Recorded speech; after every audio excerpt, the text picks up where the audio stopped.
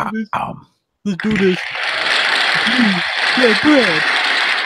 Welcome everybody to the CrossFire podcast, where we're doing impressions for you, the people. No, guys, great show tonight. Listen, it's Friday night. We'll let the audience kind of shuffle in because as a lot of YouTubers have been saying lately, for some reason, YouTube itself doesn't alert people. You'll see an influx of people come into the show almost a half an hour after we go live. So I like to kind of do my long-winded intros, kind of get everybody in here. Everybody gets their popcorn, their adult beverage.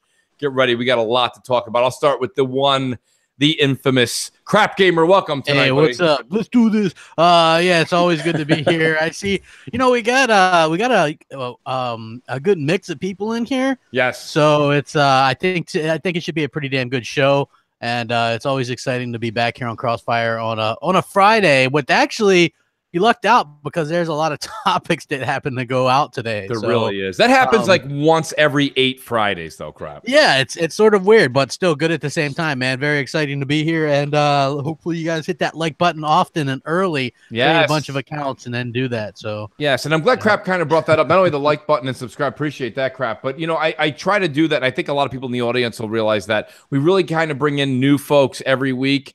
You'll see we have a special guest today that's a fantastic writer in the gaming world. But let me go down my usual suspects. The Italian from down under, Clowns. Welcome to the show tonight, buddy. And I got to tell you, first and foremost, before you even say hello to the audience, thank you so much. I tuned in second week in a row. I tuned in to Four Guys with Quarters. Lost last week and won the prize for the Four Guys with Quarter 3 months of Game Pass. So that was cool. Thank you, Clowns. Appreciate that. Yeah, absolutely, Mooch. And thanks for having me. Always a pleasure being here with Crossfire with Boom and Crap and Alan and Max. I think it's the first time I'm meeting you. So yeah, it's gonna be a blast, man. Cool. Yeah, it's gonna be a lot of good banter going on here. We got a lot of hot subjects, and as Crap said, they broke today or late yesterday. So we'll get into them. Signore Boombastic, I'll call him 10K from now on. He's got 10,002 videos. Boom, welcome to the show tonight, brother. How you been? Hey, man, thanks for having me. Listen, all I can say is that it is only the first week of February, and it has literally been nonstop gaming news, no matter what side you're on. Yeah, things have changed, Boom. You go back to when I first met Crap and Zaire and the guys when we started doing this stuff. It really was a lull. January, February, we used to all kind of have a meeting and say, well, we got to talk about news to a certain degree, but there really isn't a lot of news coming out. And that's just not the case anymore. We've got game releases all year round now. And thanks to just the way the gaming industry is, it's never boring. So with that being said, and never boring, brings me to my buddy FullThrottle.com, Alan Walsh. Alan, you're the I don't know what to call you, honestly. You're just part of the goddamn usual suspects. Welcome back, bro. Thanks for having me on, Mooch. It's another crazy week of gaming news. Like, we had so many rumors, so much breaking stories. It's insane. And yeah, thanks again for having me on. It's always a pleasure. Yeah, some of those stories were debunked. We'll figure out which ones. I think by the end of this episode, we can put a lot of them to rest, and some of them still have legs. So I'll be definitely utilizing you, Crap, and my next guest here. Guys, he's known as Max Power. He writes for thelootgaming.com. Max, welcome to the first time on Crossfire, buddy. Really good to have you here. I'd like to get a lot of people exposure to Loot Gaming and yourself, to be honest with you. We kind of spoke briefly over Twitter a long time ago, and it brought us, you did an outstanding piece on Monster Hunter World, and I read it. I went and researched it. There he is. That's the author. I want to get this guy on the show. So welcome, and looking forward to hearing what you got to say today. Hey, thanks very much for the invite, Mooch, and the rest of the panel. Can't wait to start talking about gaming. Nice, buddy. So I'm on the Xbox and Chill podcast as well with Mega Bad Seed and Stick Figure. Oh, Shout out to those guys.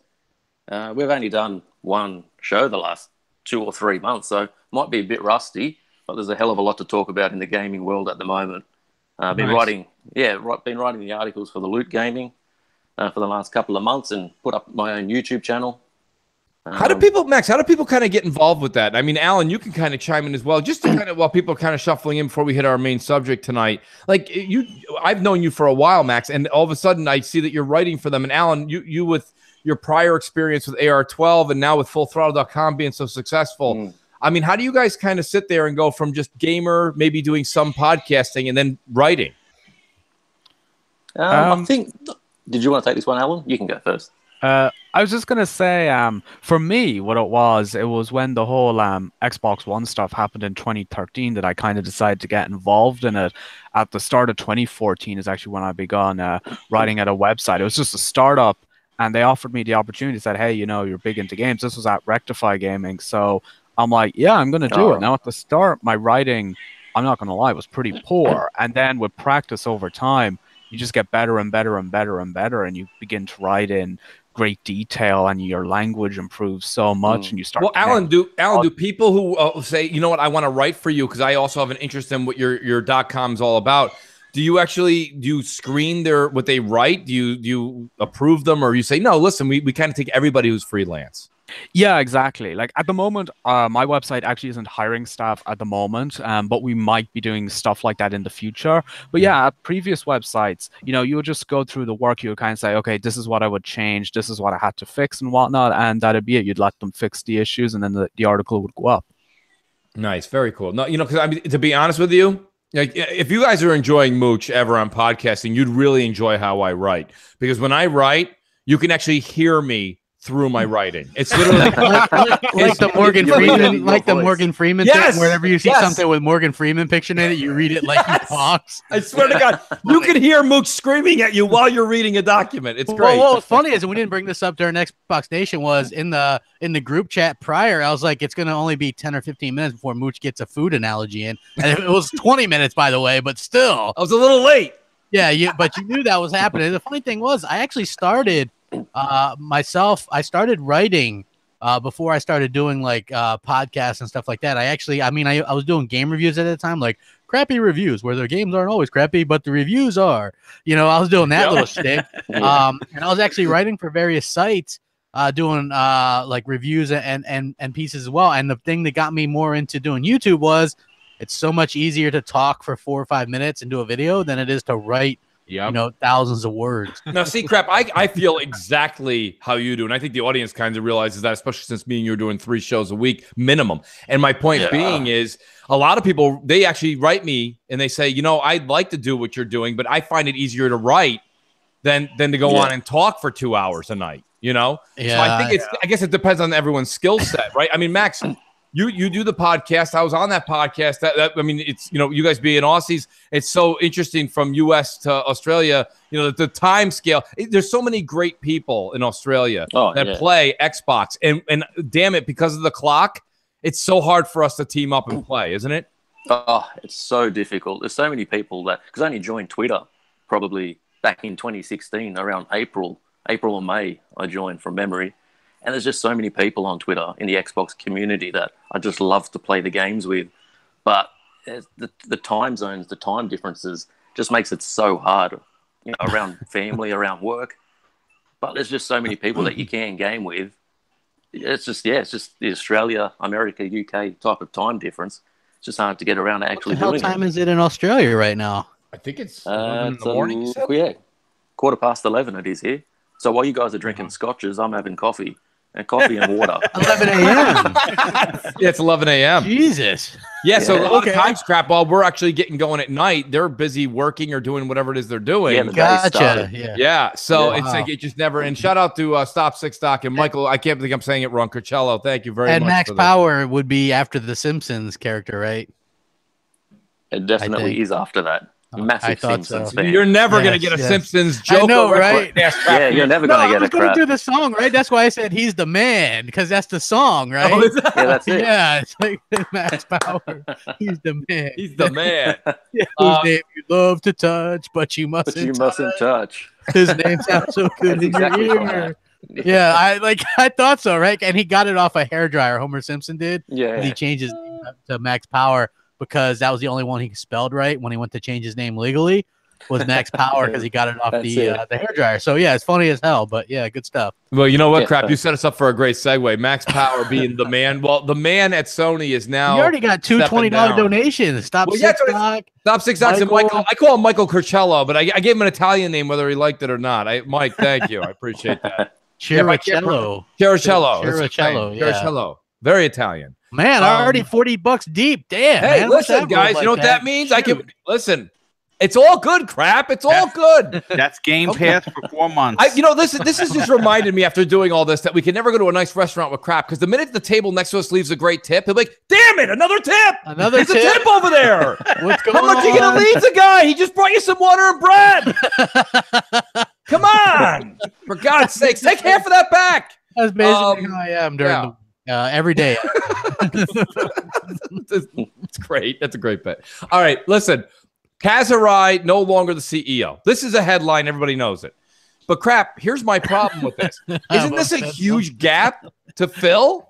Yeah, you know what? It is a huge gap to fill because he's synonymous with Sony and the PlayStation, believe it or not. I mean, he was that guy at PlayStation, and now he's out. So I think that's going to be a tremendous. What's up with their turning over so many people lately?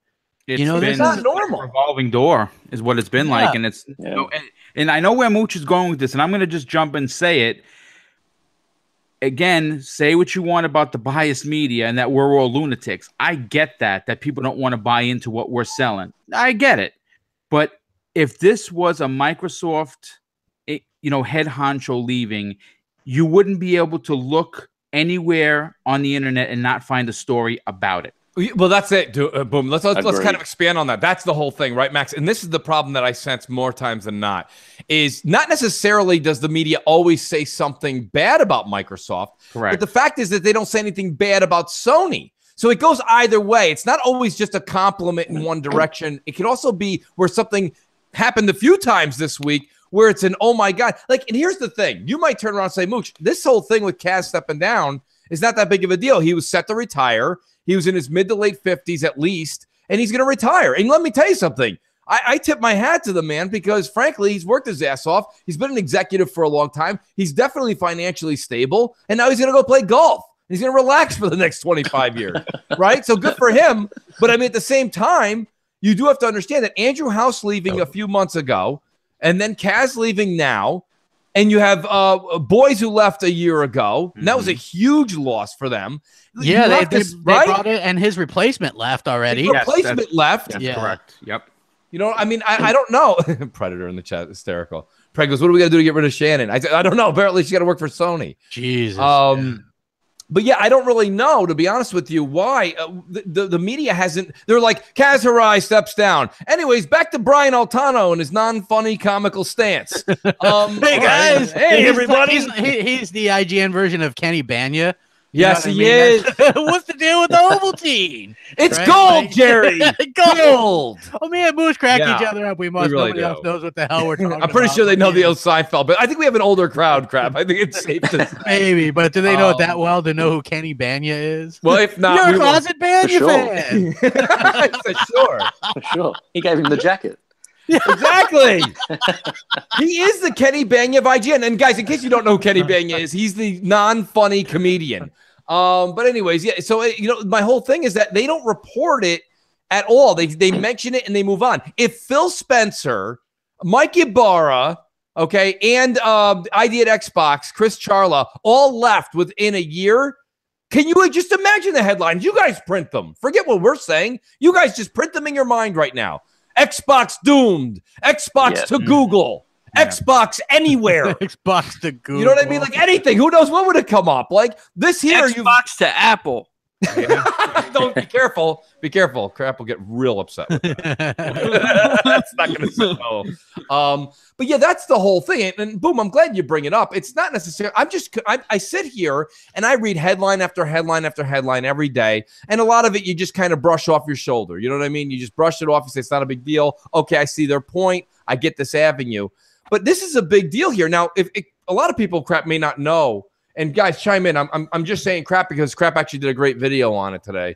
But Kaz was infamous, okay, for the $599 PlayStation 3 announcement, right? Yeah. And I believe he did something else. Crap, you did something about Ridge Racer. Yeah, he was the guy. Okay, so if you guys remember, like, shut that dog up. Shut up, damn dog. Shut that damn dog up. Yes. So if you guys remember, like, Sony gets so much praise for their E3s and stuff now. There was a time when this wasn't the case, and that case was the PS3. Yes. So basically, when they were talking about the PS3 that year, and he introduced, well, first of all, the $599 thing, that'll live in infamy. But there's also the thing where he's like, we've got great games like Ridge Racer, and like Ridge That was Racer's not a good game. cringeworthy. Yeah, it's terrible. So like they had a really, really bad like match, combine all Microsoft's bad E3s. That was Sony's like E3 for like 2005, 2006, like horrible, just the worst things you could ever imagine. Wonderbook, hey, that's not even close to the level of bad. Connect with Skittles, not even close to as bad. This was bad. And it was really, really bad because he would say shit like, Nintendo, we're not into gimmicks. Like he would take shots at Nintendo because they had the Wii, obviously, which was so ridiculous because they come out with the Move and they've been very gimmicky, you know? And I know it wasn't him, but this was around the time that Sony was also like, you'll get a second job to be able to get a PS3. Like, I mean, could you imagine if Phil Spencer goes, you know what, if you want that Xbox One X, you're just going to have to get your ass out there and get another job. You know what I mean? Imagine how well that'd go over. Like, and Sony come back from all of this stuff. It just shows you that when you're the favorite, you can get away with stuff like this. And there might be backlash at first, but then people are going to come around and forgive you. That was the same E3 with the Killzone 2 pre-rendered trailer, wasn't it? Killzone trailer, yeah. Where they wouldn't come out and actually say whether it was gameplay or not. Yeah, everything they did was 100% CGI because they didn't even have a console at that point, and nobody cared. Everybody's like, that's going to look way better than Xbox 360. And Microsoft's like, well, that was when Microsoft had some balls. Now they don't. But they were like, hey, you know what? You can buy an Xbox 360 and play next generation now, or you can wait a year and hope that it turns out okay, or spend $600. That's, you know, you guys are forgetting also the historic giant crab that you get massive damage when you turn them over. I know. Historically accurate. Historically accurate. Well, in Japanese culture. If we take it a step further here, guys, what about the fact that we have to stop and think about what this may be too? With Andrew House leaving, Kaz leaving, of course, when these companies do this, it's always very respectable to these people, right? They've held high positions for a long time. For the most part, they usually do very good for the company. So, but like, is there any correlation here that Sony sales are down over the last quarter of reports? They're saying they're down over a year. I mean, they're down year on year, but they're still impressive. So it's hard to really say that it really correlates one or the other. But you know, crap. Anybody who does stocks, things like that, you know, you say yes, and they're doing fine. They're doing just fine. But I'm saying, like, there is a trend sometimes when you see this. You know what I mean? If it trends to keep going down, that may be a problem. The other issue is, and I know people were kind of joking about it. Shout out to actually, I think it was Mega Bad Seed. So shout out to Mega. But people were wondering and writing me, they're like, do you think this has anything to do with the fact of Game Pass? Now, no, not Game Pass just off the cuff. But remember one thing I said to everybody last week, and I want to say it again. Like Game Pass, hate Game Pass indifferent to you, Game Pass is something Sony can't offer. Right. They don't have the infrastructure. Right. It would take years. Okay? So if it's a hit, you know, they're going to come to the party not a year later, but multiple years later. And by then, you know, it's not that the show's over, but damage is already done. So is this something where you're seeing maybe, you know, Sony, you know, think of it as like a, you know, like Goodfellas, right? The top guys were like, you know what? We would have expected that you would have seen these trends coming down the pipeline, and you have nothing in place for this. Like, whether we do it or not, you have nothing in place for it. And I mean, go back to your video again. I'm going to keep plugging your video. The thing that was great about it was you also said was it the super sampling or the, what is it that PS4 is bringing right now that Xbox One X already has? And that's a big deal, right? And you said this may be a cause of, you know, cause and effect. Basically, Xbox One X has it. We're seeing the benefits of it. Like I don't think anybody ever would have probably correlated the two things coming together like that. But let's be honest, Xbox One X does super sampling on every single game, regardless of whether the developers plan for it or not. The PS4 Pro just doesn't do that. And here we are, well over a year into the life cycle of the Pro, and I don't think we would have ever seen that if you know, if they really planned on doing that, you know. And so I think that this is a cause and effect. Xbox One X does it at a base level, and now the PS4 Pro does it, or will. And again, of course, that apparently can tax on the frame rate of some games. So you know, it's definitely an interesting thing, and I think that that's 100% because of the Xbox One X. Absolutely, people are complaining 100%. Because look, the PS4 Pro is one or the other, right? Which means you either can play it on a 1080p screen or a 4K screen, but it's usually just going to upscale, or you know what I'm saying? There was no 1440 or in between, right? So if a game was 1800p or 1400p, you were best off just playing it at 1080p, right? Not a 4K screen because it looked bad. So now they, like that's their premium system. They should have put more thought into that right from the beginning. And that's the thing. And Alan, you were one of the first people to be outspoken about this. And tell me if I'm wrong, Alan, because I'm kind of tapping into the memory banks here. But didn't you, when the X came out, still have a 1080p TV? I did, yes. And I mean, you said, listen, we were like, oh no, Alan, don't tell me it's true. And you're like, guys, you're like, calm down. You're like, the 1080p looks amazing because I'm still getting those textures popping because of what they did with this. The downsampling on the One X is just brilliant. It really is. It really is incredible. It impressed me so much. And I think for about the first month of my Xbox One X experience, I was on a 1080p display, and then I made the upgrade to 4K. And I definitely think the upgrading to Xbox One X made the biggest difference because of how that downsampling technology works. It's really good. Well, let me make another reference to you guys here.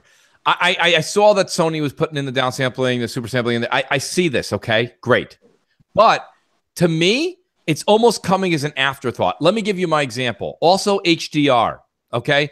Microsoft put HDR first and foremost on the S and on the X. They put precedence on that, okay?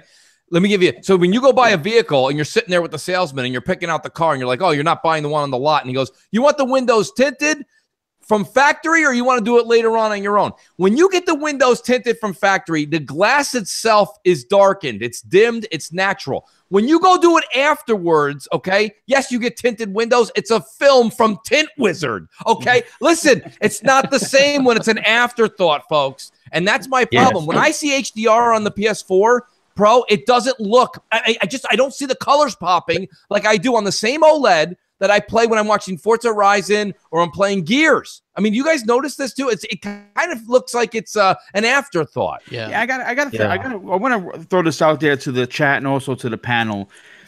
Do you think it's possible that Sony was blinded by success? And what I basically mean like that is let's bring in a sports reference here. Mooch's favorite, okay? you have a number 1 seed team playing like a number 4 seed team or a number 9 seed team, right? The number 9 team has nothing to lose. If they win, it's going to be amazing, right? But the number 1 team, well, they've already won pretty much.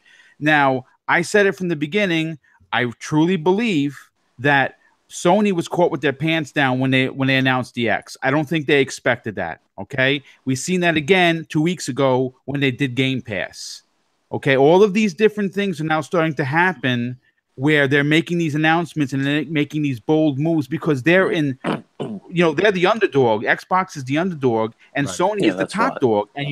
And everyone is telling them, Sony, you're the greatest. All the media, all their fans, right? Oh, Sony, my God, you're the greatest thing you could make. You can shit on the floor and it's going to be gold because it's Sony, right?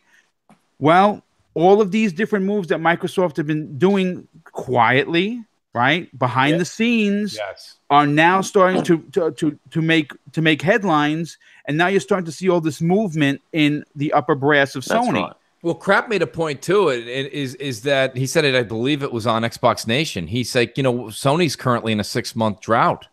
Yeah, I mean, they don't have party. A lot of nobody wants to talk about it. No, of course not. But I mean, it depends. If you count a remake, then they have the Blue Point Shadow of Colossus deal. Right. I don't particularly count the remake, so it kind of is what it is. A game that nobody bought in the first place. They remastered it, and then nobody bought that. And now they remake it. I'm not sure exactly what the thinking is there, but I digress. Anyway, so you go from GT Sport all the way to basically God of War before you get another new thing, right? That's 6 months. That's an incredible amount of time there, and nobody talks about it. Everybody's just like, da-di-da-da-da. You know what I mean? Like, where everybody's like, Xbox has no games. Right. But, crap, Spider-Man, crap. You know what I mean? I'm sure that'll be good when it comes out. You know what I mean? I'm sure. Yeah, probably. But I mean, it's just a little bit weird that so many people are just quick to say Xbox has no games, and then when Sony actually has no games for 6 months, everybody's just fine with it. Right, and that's the double. Max, go ahead. I just wanted to elaborate on what we were just talking about a minute ago. I think the worst thing for Sony at the moment is the industry changing. if you're the market leader in the industry, you don't want it to change. Not with the great success that they've had. Outstanding point. Microsoft themselves, they have to change the industry. I wouldn't say they're not competing, but they're becoming second up against Sony in the way the industry operates now. The best way for them to get first, change the industry. Give the consumers even more. This was my point. Sony can't do what Microsoft's doing at the moment. They just can't. Like Mooch said, it's years away. It is. And that's the problem here. They don't have the infrastructure. Which they don't. Yeah. But, I mean, in all honesty, though, like Sony right now, that's a great point. I liked your first sentence that you said, second sentence, when you said Sony doesn't want it to change. Why would they? Everything's perfect right now. Everything's perfect. Back in the 80s and 90s. Exactly. They were the market leader. It's equivalent to change. It's equivalent to a high school sweetheart, like having that romance in high school. All of a sudden, everything's just perfect. And then you find out your girlfriend's moving to Cali, baby. And you're like, what's happening? I'm not ready for this. I mean, that's what happens here. So Sony doesn't want to push the technological scale forward. Microsoft being in second, they're like, we can do whatever the fuck we want. Yeah. We can do whatever we want because right now we're chugging along behind them. And if we happen to throw our pickaxe and hit oil, Yahtzee for us, right? So if they hit gold, they hit gold. And I think because everything else is this way and we're seeing it, and you know what's really fun? I'm having a field day with this, guys. I don't know if you guys are. I have a field day when the consumers all love the Game Pass thing and the media has to like bite their lip. Yes. Grind their teeth. Absolutely. And they're like, it's such a good idea, isn't it, Andrea? Tell us more about it. Well, Greg. They still want the clicks. They still want the views. Yeah, exactly, right. Well, they have to kind of push this. They can't look like they're anti-consumer. They built their whole city on that. You know what I mean? That's everything they've got. They built this city on. That's what entered my head as well. Right? Well, you guys definitely picked up on where I was going. We make a great band, folks. Yeah. But I mean, this is I really Mooch enjoy and the Sunshine Band. Thank you. Yes. I can't play an instrument to save my life. Little inside Mooch info, folks. Yeah, I don't know. But I like the way you're going with that. So whether or not Sony actually wants to do something to compete here, this is the one subject where Microsoft's like, they can't. Now, I wasn't really going to get into the Game Pass thing. I just want to bring up something. I kind of had an epiphany. And I'm sure you guys are going to say, no, it's not. And that's fine. But my point is this. So, me and you were talking about it, and we were all talking about third-party games coming to Game Pass. And we were all like, no, that's probably not going to happen. So the more I think about it, the more I think, well, no, maybe it's not going to happen. But tell me if this holds water with everybody. What if all these rumors that are swirling, because everything's the game of telephone, folks, right? Everybody's listening to what somebody else is saying, and they're like, oh, I heard word that Microsoft's talking to EA. It must mean they're buying them. Print it. But they're not, right? So what I think is going on is I think they are communicating with them and saying, listen, this happens a lot, right? This used to happen a lot with movies. What if a big-time AAA comes out and Microsoft locks it down for a month exclusive before it goes to all consoles on Game Pass? That would be something that you say, I got to have Game Pass because I'm playing the game 30 days before you. It doesn't take it off PlayStation. It doesn't, and it's not going to happen to all of the games. Okay. It's going to be a couple sporadic ones through the year, but it keeps you in the $120 scheme of keeping your membership. Yep. That's a big deal to me, right? If I'm playing a game 30 days before you. Mooch, what you've just said is literally what the future of third-party marketing deals could be. Absolutely, and that was my epiphany. I said, I got to tell you something. That's one way that you don't pull it off of a PS4, which is your market leader right now, currently. You can't take it away from them. But if you say only available on Game Pass for 30 days, it's not even physical.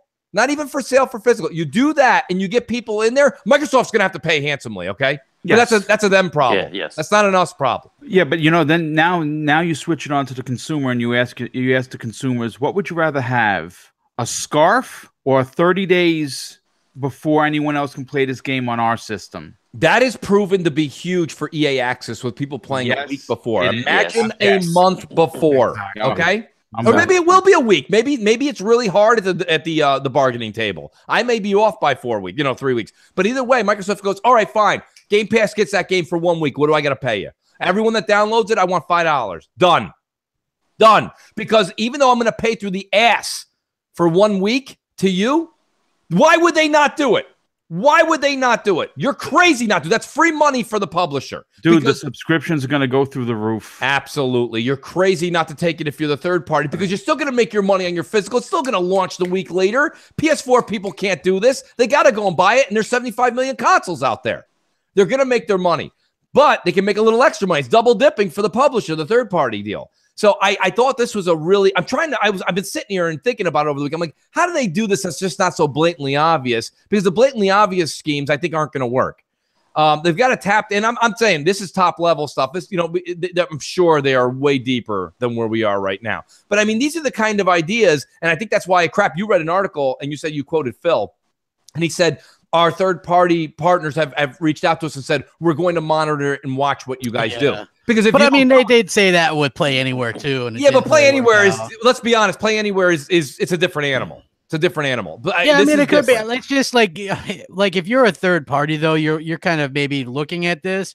But again, it's one of those things where are you really going to jump in there because you look over and you see almost 80 million PS4s and you have no idea how many Xbox One, so does it even make sense? Well, let me tell you something, crap. They have an idea. I'm pretty sure in negotiations at the table, they're like, how many fucking boxes are out there, and cut the bullshit. And they're probably like 42 million. You know what I mean? They would know. That's know.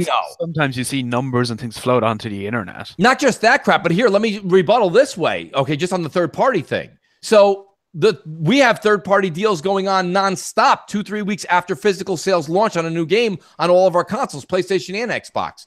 These guys want to go more digital than anything else we could ever imagine in our lives. They can't wait till it's all digital. They make all the money that way. Yep. They got to stop all the nonsense of paying Walmart and paying Target and paying the guy at GameStop and paying the plastic box and the disc and the this and the that. And they can't wait to go digital. Microsoft's going to say, listen, you guys are going to make the money you're going to make, but how about if I pad your pockets a little bit and I'll give you whatever the dollar amount is each time for a week? I just think, guys, it's something to sleep on. Realistically, it's just that. Not taking up any more time.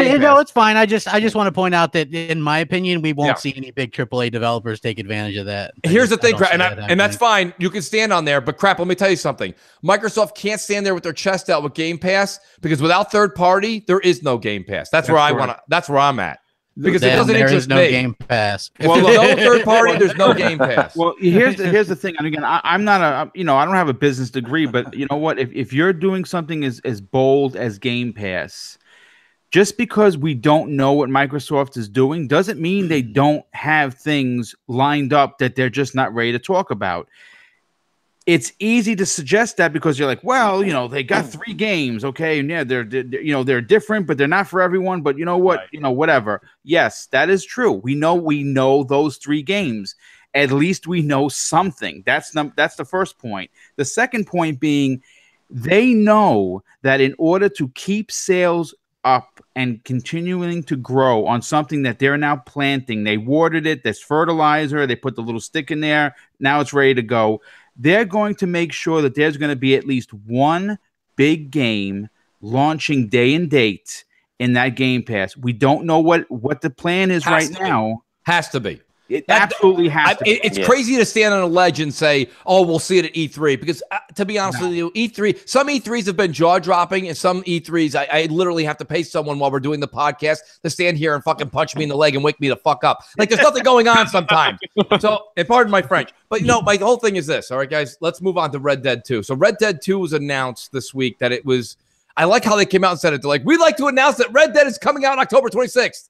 And everybody was like, yes. I mean, glorious, glorious applause. Yes. Glorious applause. But nobody until the next day started putting the word Red Dead 2 was delayed. I did. Until October. I know you did. But I mean, I'm talking about the main media. We said delayed in our story. The first thing I thought of Mooch, and this goes in the mooching category, was Black Friday sales and Christmas sales.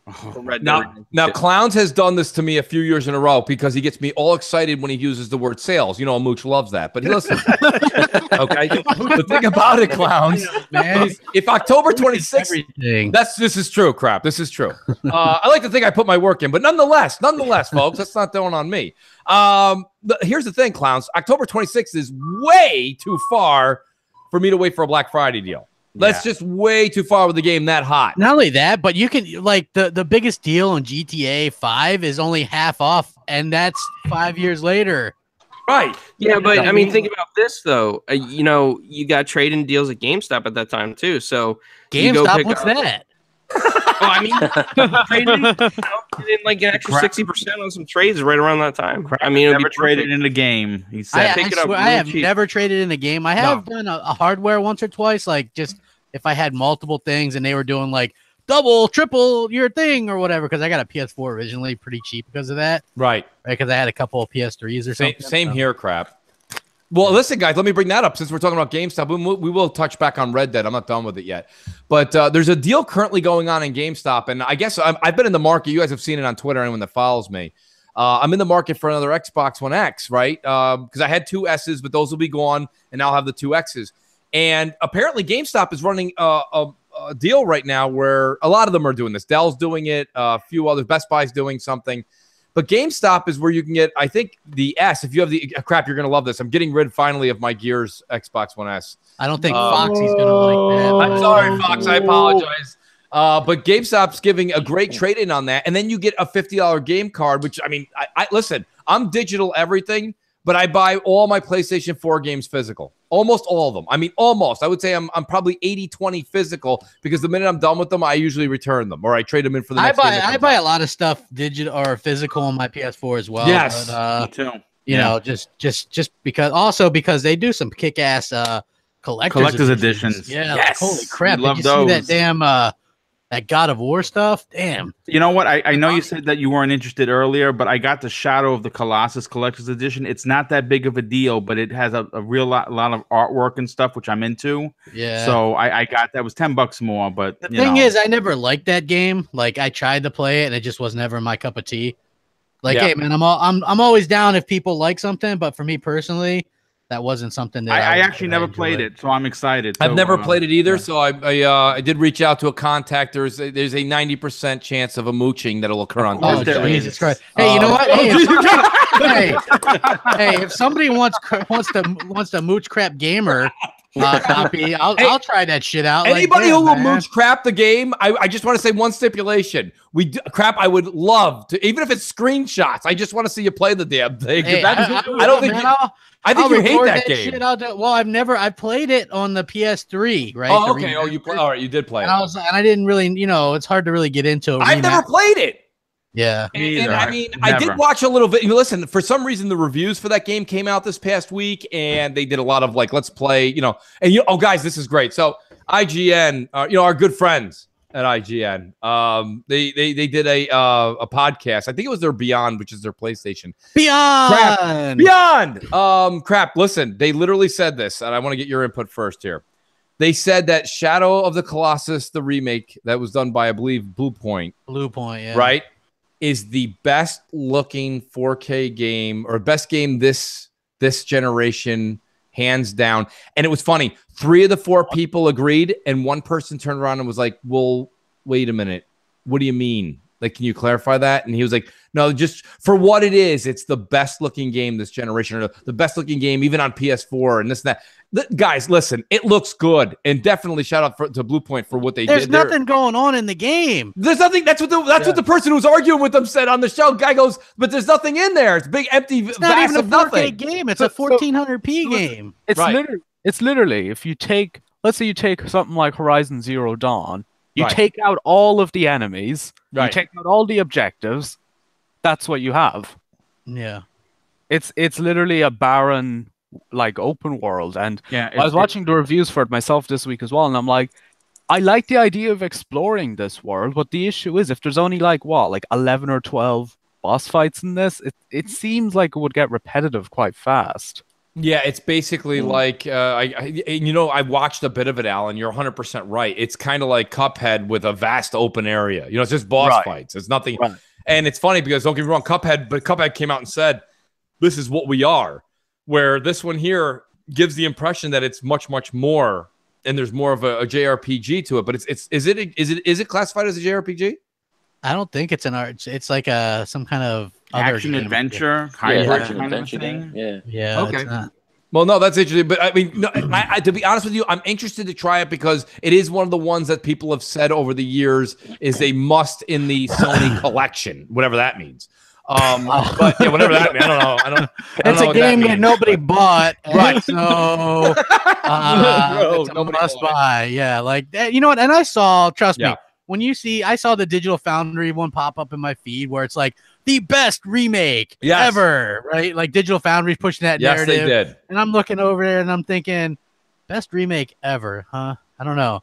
Like Halo 2 Anniversary. Yeah, what about Halo Anniversary, Halo 2? If you go back and look at you can just press the button and you can see how shitty it looked originally versus how they redid it.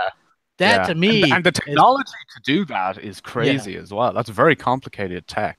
Yeah, and so if you look at, because it's running 2 engines and all that kind of stuff, where this game they just basically had to redo everything because the PS2 was super blocky.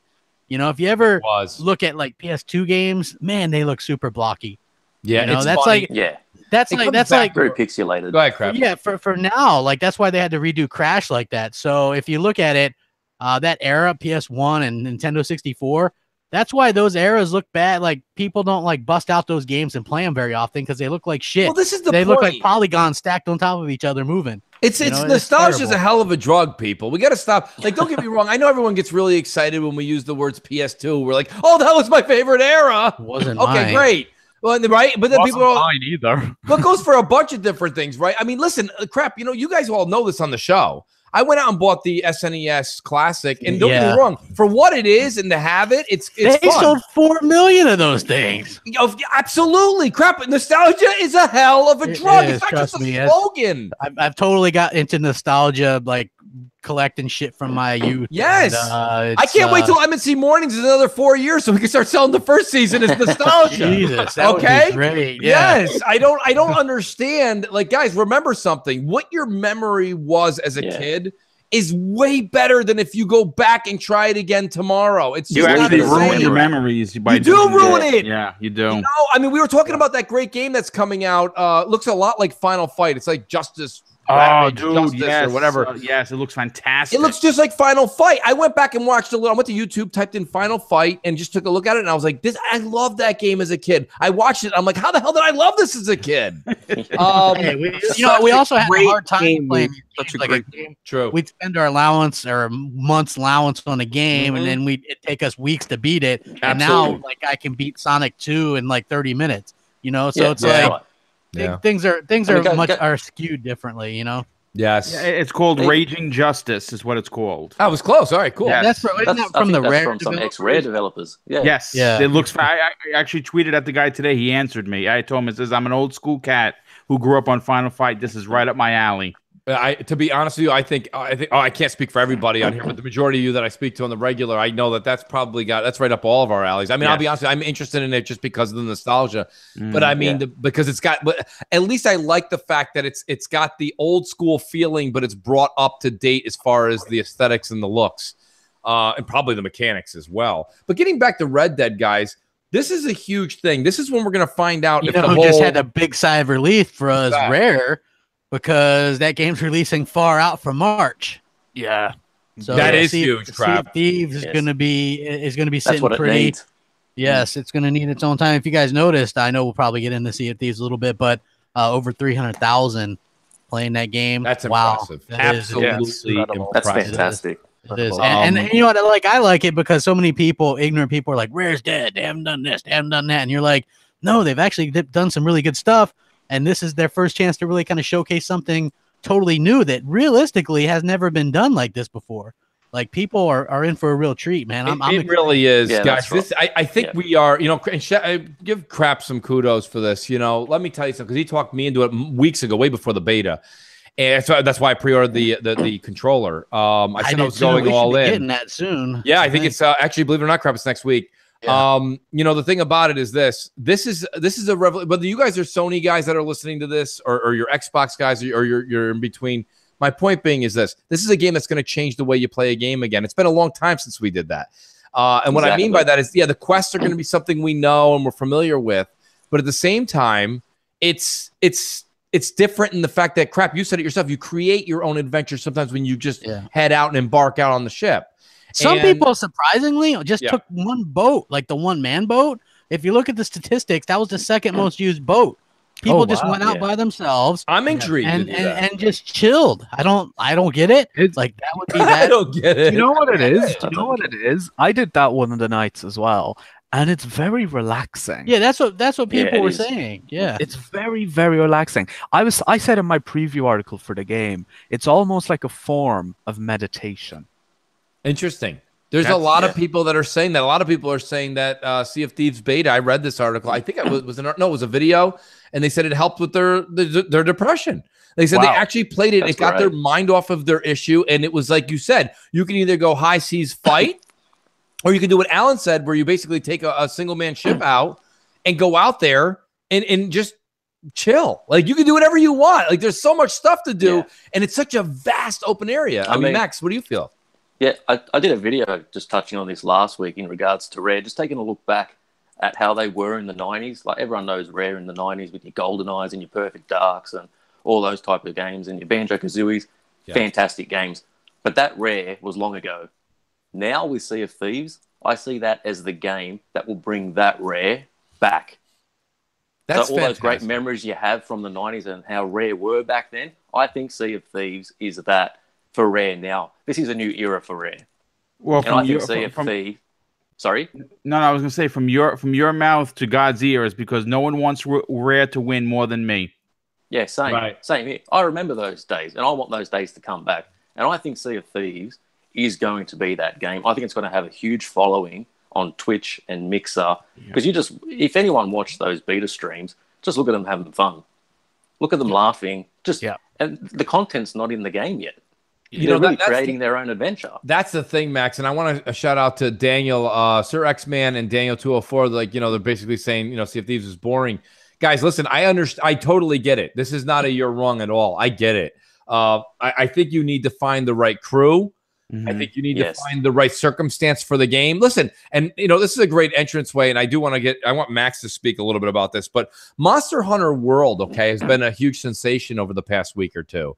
And I think the same thing with Sea of Thieves. You can go out and Sea of Thieves, or you can go out in Monster Hunter and just go out there by yourself and be like, you kill a couple things, so what? Nothing really to do. You go back, you reap the benefits. Let me tell you something. I've got my crew together for Monster Hunters, and it is fantastic. We have a blast out there. And I think with Sea of Thieves for Sir X-Man and Daniel, guys, check it out with some people. And I don't know, I'm putting crap on the spot, but you go out on the boat with crap. I'm telling you right now, you're not going to not laugh. Like that's his whole thing is they go out there and they have a goddamn field day. We didn't even do anything. And it's just yucking it up and laughing and kind of poking fun at each other. The world allows you to do that. This is not a game that tells you need to go left, right, A, B, A, start. It doesn't tell you to do that. I think Rare got the main parts of the game. They nailed the foundation of the game world, the fun. Agreed. That's just at a base level, and they nailed it completely. I mean, everyone's seen the water and all those type of things, and how great it looks. But they nailed the foundations of the game so great. They just need to pile the content on top of it, and they will. So I saw all. There's different skeletons. Like everybody's like, oh, it's just the same skeletons. Apparently, we get like a shell. They're like we got like 20% or less of the final game.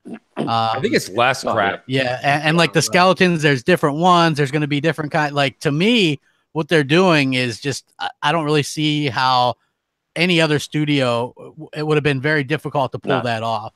Agreed. So if anyone watches the Rare, like Rare do those videos with the development team where they run through changes. They've done this in the alpha.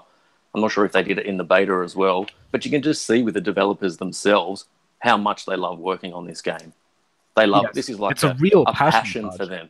Yeah, it's a huge passion, and they're finally starting to see people play it. And that's what really helps. What really helps is Rare seeing like so many times developers just are doing something for a paycheck. Rare seems to really enjoy this game, like making the game. And Greg Duncan really likes making this game. They're having fun. They're doing a good job with it, and that's infectious. If you like your job, you're going to do it much better. And Phil supports it immensely. Exactly. So that's incredibly important.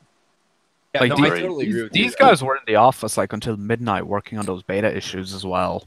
Yeah. Well, that's the thing. They're constantly hiring. That was something that we talked a lot on Crossfire and Xbox Nation over the past 6 months. We see Rare constantly putting that out on Twitter. We're hiring. We're hiring. We're hiring. You can see that a lot of this stuff. And I mean, I watched the Digital Foundry's comparison of Windows 10. And boy, these guys love getting videos out. They got the Windows 10 versus the Xbox One. And believe it or not, they were kind of talking more about the game and not pinpointing little nitpick stuff because the Xbox One X is not getting its enhancement until day one. But nonetheless, they did acknowledge that. But the one thing they went into when they were talking about the water and the cloud, they actually took time to circle in and show exactly where Rare went in and did it by hand. And they're like, this is done by hand. And they're like, this is amazing. And it does. And that's where you need the manpower. Okay. That's where you need, when you see the 300, 400 people working at Rare, that's where it comes in because you've got so many people that are doing the coding, but who's doing the artwork, Yeah. And it takes a certain, listen to me, everyone on this panel could be a software engineer. We can all go and learn how to program and assist in any which way. But if none of us can draw more than a stick figure, we're fucked, guys. We are screwed. Okay. Right. So, and it takes a development team or a publisher like Microsoft to come along and say, we're not going to make any money from this game because this is going to take years to develop. We got to get it right, get the foundations right, release it, let people play it, then the money will flow in later. But you got to get it right. That's the key. And it seems they have with the beta. 300,000 people playing it. That's a lot of people. And listen, the servers couldn't handle it. I thought, Max, to be honest with you, I did say to Crap, the first time I played it with, I said, it seems a little boring. I'm like, what do we do? I said that to myself. Because none of us, what happened was when we were first playing it, none of us were real. All of us were just like kind of goofing off. We were live streaming. We were having a good time. Right. Yes. And then it was until like later on that we figured out, when we were playing with some other people, that there's a certain way you can, because it seems like a long road in that boat, like to get somewhere. But if you don't have the sails turned right way, then that's what happens. So it took a little bit later on. Then afterwards, we figured out, because I think when I played with Mooch, it took us like 2 hours to get one treasure. It did. Like, I don't know what the hell we were doing. You know what it was? We had a hard time docking the boat. We didn't really realize the sails thing, and the map was. I wouldn't use the word as the map was confusing, but when we got the treasure, the hint. We couldn't put the hint with the damn map at first. We're like, what the hell? But we were goofing off. We were all. Yeah, but then it was like afterward, it was just an amazing time. We just all just had such a fun time. Then it was like, then next time, I think the next day or the day after that I played, me and my crew, we grabbed 20 treasures before we docked. You know what I mean? So it's like, you really just get the hang of it. We were going all around. I want to see a little bit more interaction with people, like other people, because each time I played, which was probably at the very minimum 3 hours when I played, like each time, I saw maybe one other boat. Right. And I really only engaged somebody a couple other times. So they really need to work on getting that out there. Just elaborating on what you said as well, Crap, just a second ago. The amount of teamwork and cooperation you need in this game, not many games are like this. But how long did it take you someone's got to look at the map. Someone's got to put the sail up, put the sails down. Someone's got to actually make direction. And everyone's got to be talking to try to make it happen as quick as possible. There really especially if there's another boat. There really are 4 designated locations on the larger ship. You need one on the map. You need someone actually taking the steer. You have to have someone doing the sails and somebody on lookout for any kind of attacking ship. There really is 4 people needed to run the massive ship. I know some people personally, and I just jumped into a party one time. It was one guy running the massive ship by himself, and it was impressive how he knew the ins and outs of the. I don't know. He wouldn't say much. But I don't know. I thought he worked at Rare, to be honest with you. I mean, he was running the ship. He was running the ship like he built it himself. But yeah, I mean, that's the kind of thing that Sea of Thieves gives you. It gives you the world, and then you go out, and we haven't even seen it, guys. This was a beta, and it was a true beta. Yeah. It wasn't the game is done. Here's the whole game. Just play a small piece of it. This was, here's a small piece of it, and we aren't even giving you anything to look at yet. You know what I mean? Like, you're going to see. Yeah.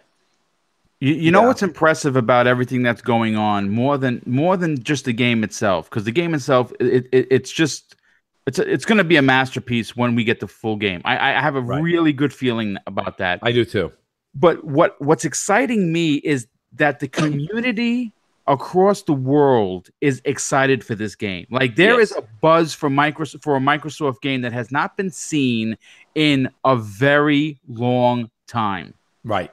Agreed. That's the thing. And, you know, you're hearing positive feed from the gamers on Xbox. You're hearing positive feed from, well, some positive feed from the media. Yeah. Unfortunately, I do have a few, you know, there's a few things here that, and I'll look for it in my notes here. But yeah, you had a story by Paul Tassi, who's the guy's a real jackass. Yep. And it doesn't matter if the game was literally 100 out of 100. He would just find a way to turn the story into a negative one. And well, IGN here's a quote for their video yesterday was Sea of Thieves beta has me concerned ... but hopeful.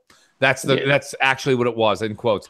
And I mean, this is what I'm saying, folks. I mean, they're trying something new. Rare has got their fingerprint all over it. Okay. So what I'm saying is give it a shot. Now, without harping too much on Sea of Thieves, because we've talked about that for a few weeks, I kind of want to turn this to Monster Hunter World. And this, not just because first of all, you know, lootgaming.com, I'll give them a plug real quick. Check them out.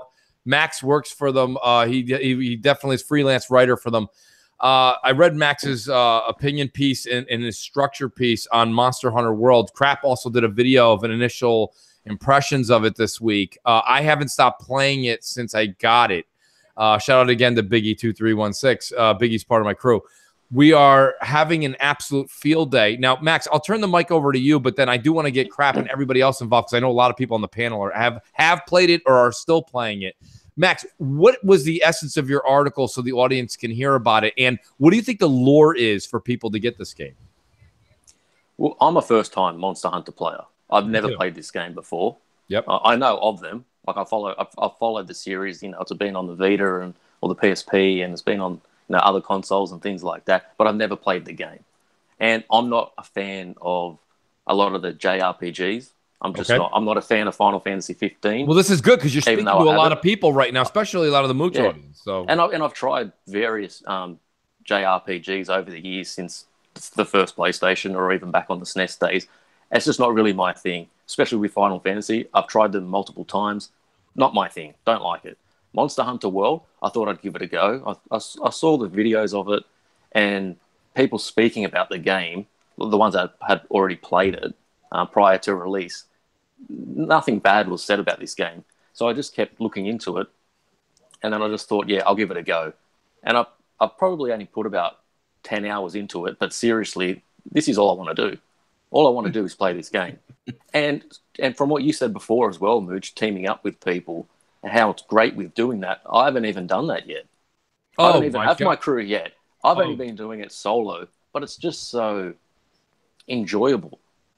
Like the combat itself, it's just so enjoyable. What is it that brings you in? What brings you in, though, Max, to a game like this when that's not okay? So you love RPGs, but you've never really liked the JRPG element. No. And but I think there's sorry. No, go ahead. This is like a combination of I love The Witcher and I love Fallout and I love all those. I like your Western style RPGs a lot more, but I'm also a huge Destiny player and a loot based.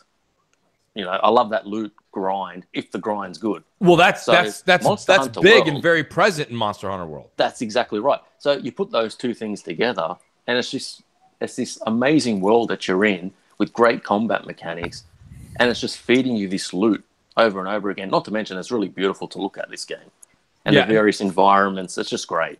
Yeah, and I do again. You know what I'll do too, Max? I'd like to, send me the link again. I have to look for the link, and I'll put it in the description so people can read your piece.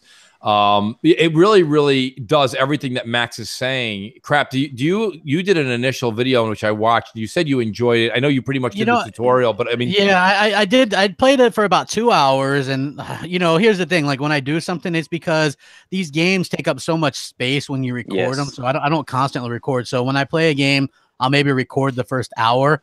Right. And that takes up such a large space, and then I'll turn it off and then just keep playing. So I played the game for about 2 hours, and I've never played one before. Right. And I thought, man, this game looks really good. It's kind of cheesy, but still good in a good way. You know what I mean? You got like these giant cats that are your friends, and I know you named yours Freebie, and I named mine after my dog. So there's that. And it was easy to pick up and play and go out and about, and I thought it was a lot of fun. I think if you're a person that likes those type of first of all, it's nothing like Dark Souls. Like I know people were trying to compare it to that, and nothing like Dark Souls. Crap. Listen, I have made the reference, but I tried to put it in parentheses or I put it in italics. Listen, here's the thing. It's like Dark Souls in the sense, and only in the sense of the way that the world is built. Like you go up in this branch of a tree, and then when you go up that branch of a tree, all of a sudden the world opens up to this massive other part of the world you never knew existed, because now you're elevated beyond where you were on the ground level, and you didn't know that was even possible. And Dark Souls, there's a verticality. Yes. Dark Souls. But other than that, no, you're right. That's where I agree with you. I don't think the fighting is like Dark Souls. I don't think the items are like Dark Souls. I don't think the difficulty level is like Dark Souls. So no, I don't think anything of that is similar. I just meant more of the art design in the way that they drew the world had a correlation. Yeah. That's it, though. You're right. I mean, other than that, I totally agree well, with you. people were like, "Oh, it's just a constant grind and this," and I don't really get that from it. I think that it can be a long game, but the co-op makes it fantastic. Yes. That's an interesting point, Crap, when you said grind. So we kind of ran into this last night. I agreed with you and said, it's not that much of a grind. There is a little bit that goes into it because you can keep doing the main quests, but you'll eventually find that you're probably too weak to keep going on. So you keep getting these investigations and events and things like that. And I know it's easy to just blow by them. But if you don't do all the investigations and all the small things, which are repetitive, Crap, I guess you could say it's a grind, but it's within reach. You're like, listen, if I told you, here's a list of things I need you to get done for me, and it's like 20 things, you're like, I don't want to do these 20 things today. But if I'm like, no, seriously, at the end of that, we're done. So you get a list. If you do the list, where sometimes with grinding, like in a Destiny, grinding is just forever. It's as far as the horizon can see. There is no end to the grind.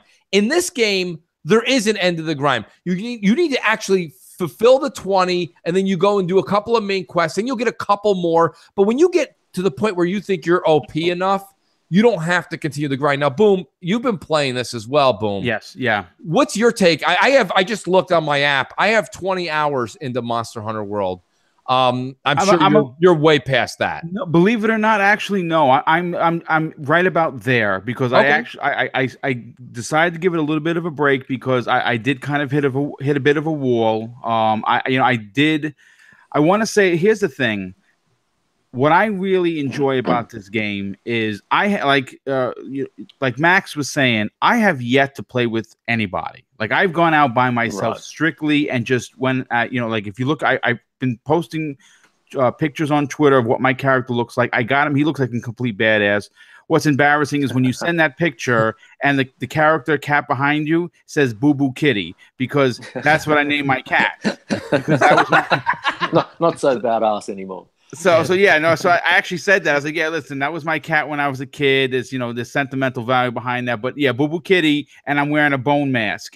Look, the game came out of literally nowhere because no one expected it to be this good.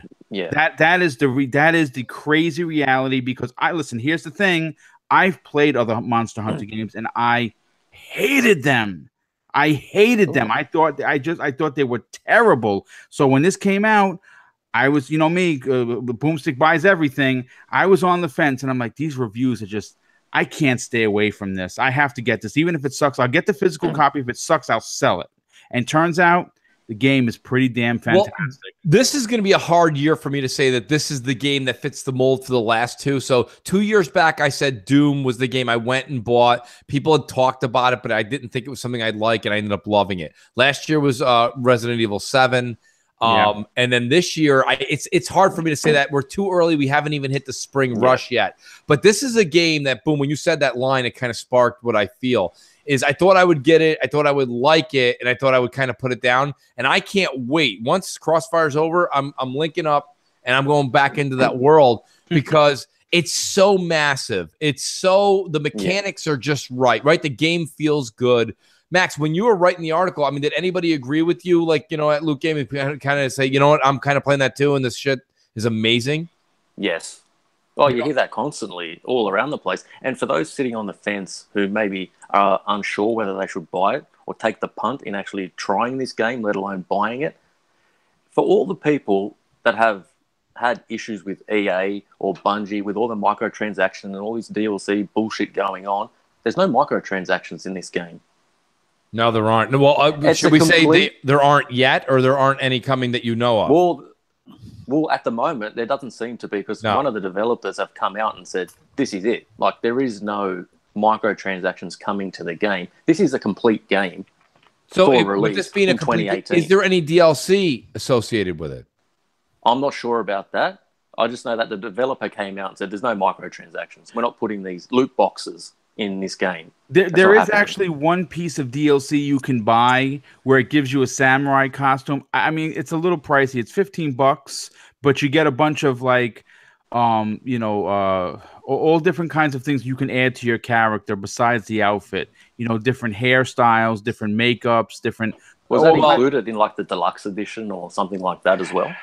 You know, it might be. I don't know. Maybe this is something you could purchase separately, because the deluxe edition, I think, was $70, if I'm not mistaken. There was two versions. There was a $59.99 one, and there was a $69.99 one. Yes. So that might have included this. But it's on Xbox Live. If you, like I say, if you want to dress up like a samurai from Onimusha, because that's what it looks like, then you're going to be able to buy that. But the thing is, I'm not sure whether you know, they did announce that there are 2 Street Fighter characters coming to Monster Hunter that you can dress up like. Yeah, you can be Ryu, and I can't remember the other one. Yeah, apparently, if you have the PS4 version, you get Mega Man. Yeah, or you get the who's that person from Aloy, the most boring main character in the history of gaming. It's so true. It's so true.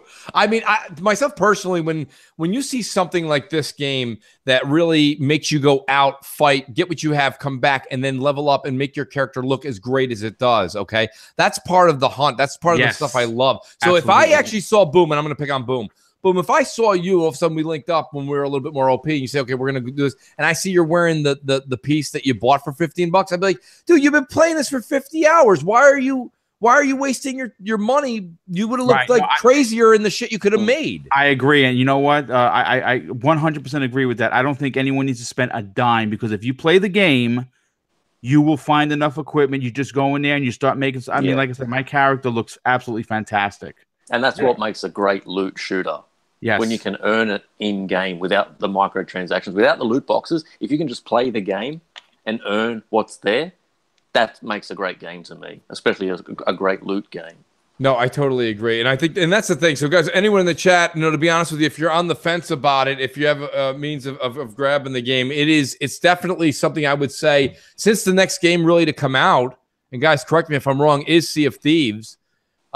This game, I'll say this, I think this game's got 100 hours written all over it. Oh, for sure. Oh, you can probably easily put in that much time. Right, crap. Yeah. So, I mean, my whole thing was, somebody was like, Mooch, are you really going to play that? I'm like, yeah, because I have other games that are in my backlog, but I mean, to be honest with you, I'm kind of like, just like fitting them in there when I have a couple hours on the side, or if I know that like the group I'm playing Monster Hunter World can't get together. Like I went back and started that Hellblade game on PlayStation 4 because I had it, and I got halfway through it when the game came out, and then I never finished it. So I'm like, well, let me finish this thing, because I know I can rip through. I think the game's, I don't remember it exactly, guys. You can correct me. I think it's like 6, 7, six or 7 hours. Yeah, right. So I mean, I've already gotten through the first half of what I did already, but now I remember where I left off, and now I can continue forward. There's games in our backlog that we can all kind of dabble in, but you don't want to miss out. That's the one thing with gaming, right? I didn't make this a headline, but you guys feel the stress. Mainly maybe because if you're active on Twitch or YouTube, that when games come out, you got to play them all, and it's impossible because they're 100 hours a piece, some of these or more, and they're coming out. We're lucky that Monster Hunter World came out now. We're like, you go back 2 years ago, 3 years ago, Dying Light came out in January, if you guys remember. Yes. And that was still in my backlog. Max, get to that immediately. I beat the shit out of that game. That game is fantastic. But no, nonetheless, that's what's great, because now with Sea of Thieves coming out March 20th, you have a good month and a half, if not a little bit more, to get it done and kind of enjoy this game before the next big game comes out. And then it gets we're getting a little bit, it's going to get a little tight when you get from March 20th. Then you've got Far Cry 5 coming out March 28th. which And then you looks man. That looks great, doesn't it? That looks Holy great. moly. Oh, that's bringing me back to Far Cry. Dude, and I saw the video where you can play the co-op. Oh my god, dude, that looked hilarious. Is the whole game co-op or just missions? No, dude, you can play the that whole changes entire everything, folks. game That's great. co-op, dude. As a matter of fact, they showed a part where one guy is getting like lit up. He's like behind cover, and some guy, the partner, comes flying in with a gigantic truck, slides, knocks 4 guys out of the way, and he gets in and they drive away. Unbelievable. Awesome. I'm getting goosebumps just talking about it. See, that's how you know Boom is a gamer, folks. That's a gamer. But also, I'm surprised Boom didn't okay. jump in when you're like, "There's not another game till Sea of Thieves," because he has Metal Gear pre-ordered. Yes. He's got also a game that might be up some people's alley. A Way Out. Is Deliverance Kingdom Come. This is it looks good, but it's an RPG like Middle that's Ages, but not there's I no looked at it. alchemy. That's Yeah, there's not- no. Yeah, there's no type of magic or anything like that. So that's kind of I didn't think up that my was the alley. killer. You know what it looked like to me, crap? And tell me if I was way off. It looked like, You know, it looked I like thought- For Honor. well, you know what? Yes. It's not though. It's an RPG. no. You know what's surprising was that it's a full price game because I thought it was a Yeah. I thought Like it a was an $30 indie. game for sure. Yeah. And now it's Well, Mooch prediction crap is 3 weeks after it comes out, it won't be a full price game.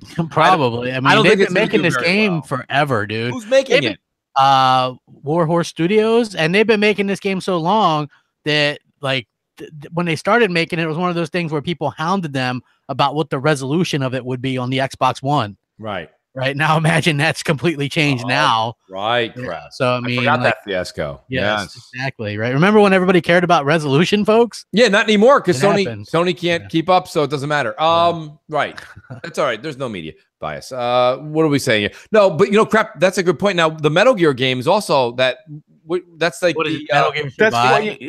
yeah. I mean, look, Survive. it's going to have a significant campaign where it's probably going to be where you can, of course, play with multiplayer. I'm interested in it for the single player aspect because you know it's going to have a story. So I'm interested. I mean, again, it's not Metal Gear. I totally get it, but it's also only $40. And there's also another indie title coming out. A Way Out looks fantastic. Yeah. that was the one actually. Yeah, I mean, I hate to say it's a pass for me. It's not a pass, but that's an indie game. Yes. That's the same makers of the folks that made Brothers. Yes. Yes. Yes. Yeah. Yeah, led And- by Joseph Fares. Yeah, you know he's Joseph the- Fares. the infamous Joseph Fares. Joseph Fares. Can I actually say something I love about that game, and it's really surprising for an EA title, is that if 2 people want to play it, you only need to buy the 1 copy. Your friend can play it for free. That's which is correct. brilliant. Yes. And that applies to both Xbox and PS4. Wait. Please repeat that, Alan. You're Yes. saying Now you you've piqued his What was that? Yes, ears. my moochie ears just started moving. Yeah. So let's say I have A Way Out and you don't, but you really want to play it. I can just say, okay, Mooch, let's play A Way Out together. You simply join my game for free at no cost to you, and we can both play it using my digital I license. will see you at 12:01 a.m. Alan. Awesome. It's the new form of mooching. Yes, it really is. That's outstanding. Joseph Fares on top of his game again. Yeah, Absolutely. that really is something. And when does that release? Do we have a date? I believe is it in February or March? I think it's- No, I believe it's February. I'll get the date right now. Yeah, well, while we're doing that, and I appreciate that, Boom. Guys, there was a lot of rumors that came out this week about the whole, like, Microsoft's buying everybody. And, you know, some of it's been debunked. Some of it has still got something running with it. The one that I think we should talk about is the whole Microsoft buying PUBG. And crap, you said you've heard for so long now that there's rumors, That's murmuring. the one that I had heard. You know what I Right. mean? Like, out of all the ones that are kind of going on, that's definitely the one that I had heard. So, kind of, I was surprised at the other ones, and then it turns out that they were just kind of full of shit. You know? Well, wait, the rumor about PUBG? Well, no, the rumors about Valve and EA. Yeah, because you had what's his face from Valve come out and say that that's not happening, and you know, the EA thing. Like I said, I think the EA thing is not true, but I think that them talking to them about exclusive or maybe grabbing an IP off of them that's not doing so well. Maybe a studio or two also that they're kind of just, you know, maybe some kind of like acquisition maybe of BioWare. Well, BioWare is the one that's holding water, right, Alan? I mean, Emmy didn't do well, and then you've got, basically Anthem, which there was an article that came out that EA said, well, they're quoted as being rumored of saying to people inside the business that Anthem is costing a bloody fortune, and they're concerned that this is not going to float, currently the way it stands. And if it doesn't float, like, they're going to lose their shirt. The problem that they're probably having with Anthem, to be honest with you, is the fact that they had microtransactions and loot boxes, and they're getting a lot of hate for that. Yeah. So they have to be real careful about how they implement this stuff. And that is the problem that they're probably seeing right now. Like, like Battlefront 2 did horrible. Like, you might go, oh, well, 7 million. That's great. No, like Battlefront 1 was like 15 million when it first came out. Like that year it sold 15 million. Yeah. So under half of what the first one did. And you had a mainline Star Wars movie that came out. The average person, even though we don't like to admit it, was caught on to the fact that there were loot boxes. When I was playing the game, I had people messaging me that aren't really like people that go to sites and stuff. Why are you playing that garbage? EA screwing everybody.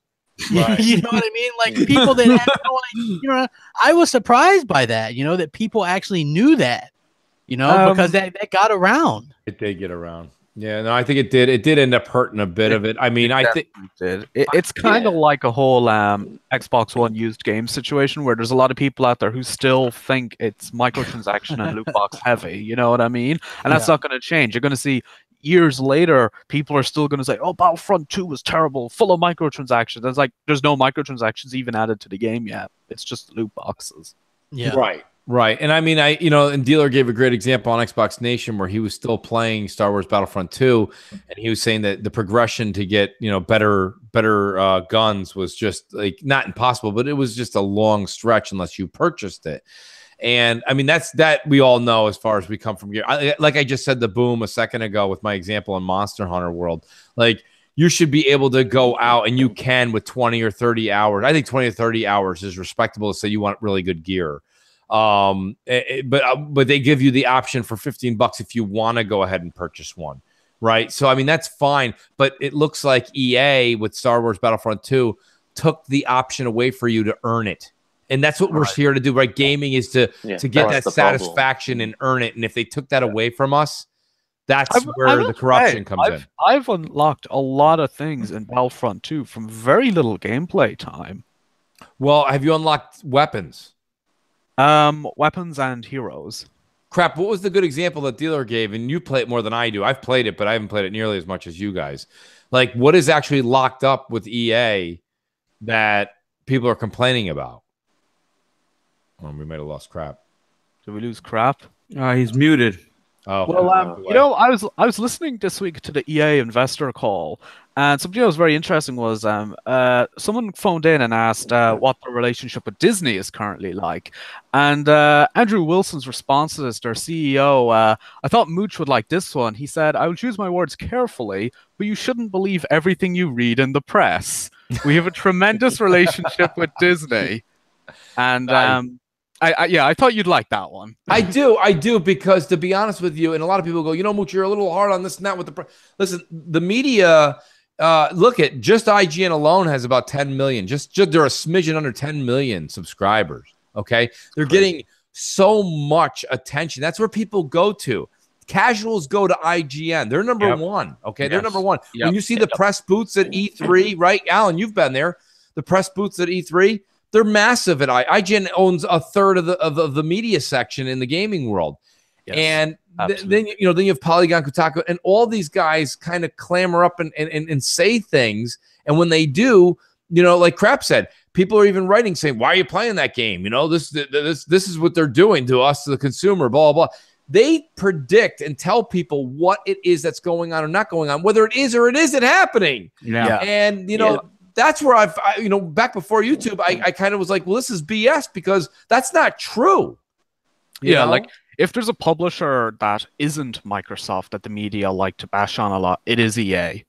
Absolutely. They really do. They go very hard on EA. Sometimes a lot more than they do on Xbox. They do really go. Well, Joseph Fares came out and spent a good half an hour on the Game Awards to let us know how great EA actually is. Yeah. So, Actually, something that I really like from the EA investor call as well is they asked, someone asked about, making money from those indie games like A Way Out, and the response was, they're not actually expecting to make a huge amount of revenue from them because they want to give all that money back to the indie developers so they can keep supporting the game. And I'm like, wow, how nice of them. wow. No, So, yeah, but it's like I didn't see a single outlet like report on that at all. It was they were mainly focusing on Battlefront 2 microtransactions are coming back. well, don't get me wrong, guys. I want to clarify this up. And Max, you writing now, you're doing your freelance for Loot Gaming, and especially Alan, who's got a tremendous. He's so young and he's got so much of a career already in the gaming media. You guys do this all the time. These guys have opinions just like you do, just like I do. So the people that work at IGN, Polygon, Kotaku, etc., Giant Bomb, these guys are fine. Like, they can have their opinions, and that's great. Every once in a while, they'll do something on their channel for the YouTube channel, and they'll say something along the lines of, this is our opinion, we're playing the game. That's fine. Those are the ones I actually sit there and I enjoy. Even if they bash something I like, I actually like to hear their take on it. But then when they write a serious piece, okay, a piece that goes viral, that's, like a review, or it's a circle of opinions on the game, and they just bash, and they're hard on something. Don't give me they really, not us. They're the ones that affect sales. And that was the example. I gave that example earlier this week, and I want you guys to harp on this or not. The media hated the Wii U. They hated the Wii U. Oh yeah. Okay? And now they love the Switch. Why? Here's the thing. I bought the Wii U day one. I bought the Switch day one. I had the Wii U early on too, man. Hey, here's a fun fact, right? I paid more when I bought my Wii U and when I got that than I did for my PS4. So that should tell you the big problem right there with the Wii U. Like, they had this really clunky, expensive. And I remember I got it home and I'm like, you know what? The Wii U is not even a bad system, because I got mine a few months ago. It wasn't a bad system. It wasn't a bad system. The problem was they put way too much emphasis on this big bulky controller. I didn't even like using the Wii U controller. I got the Pro controller. Well, the thing is, though, but crap, I have to rebuttal there, okay? And that's a very good point you make. But they put so much emphasis on that tablet with the Wii U, and here we are sitting here, and now the emphasis with the Switch is to hold the same size apparatus. It's a lot smaller. It's a lot thinner. It's not a lot smaller. Oh, it's a lot smaller, and it's much more reactive. Like, you know how many times you had to, like, if the touch screen on the Wii U was horrible.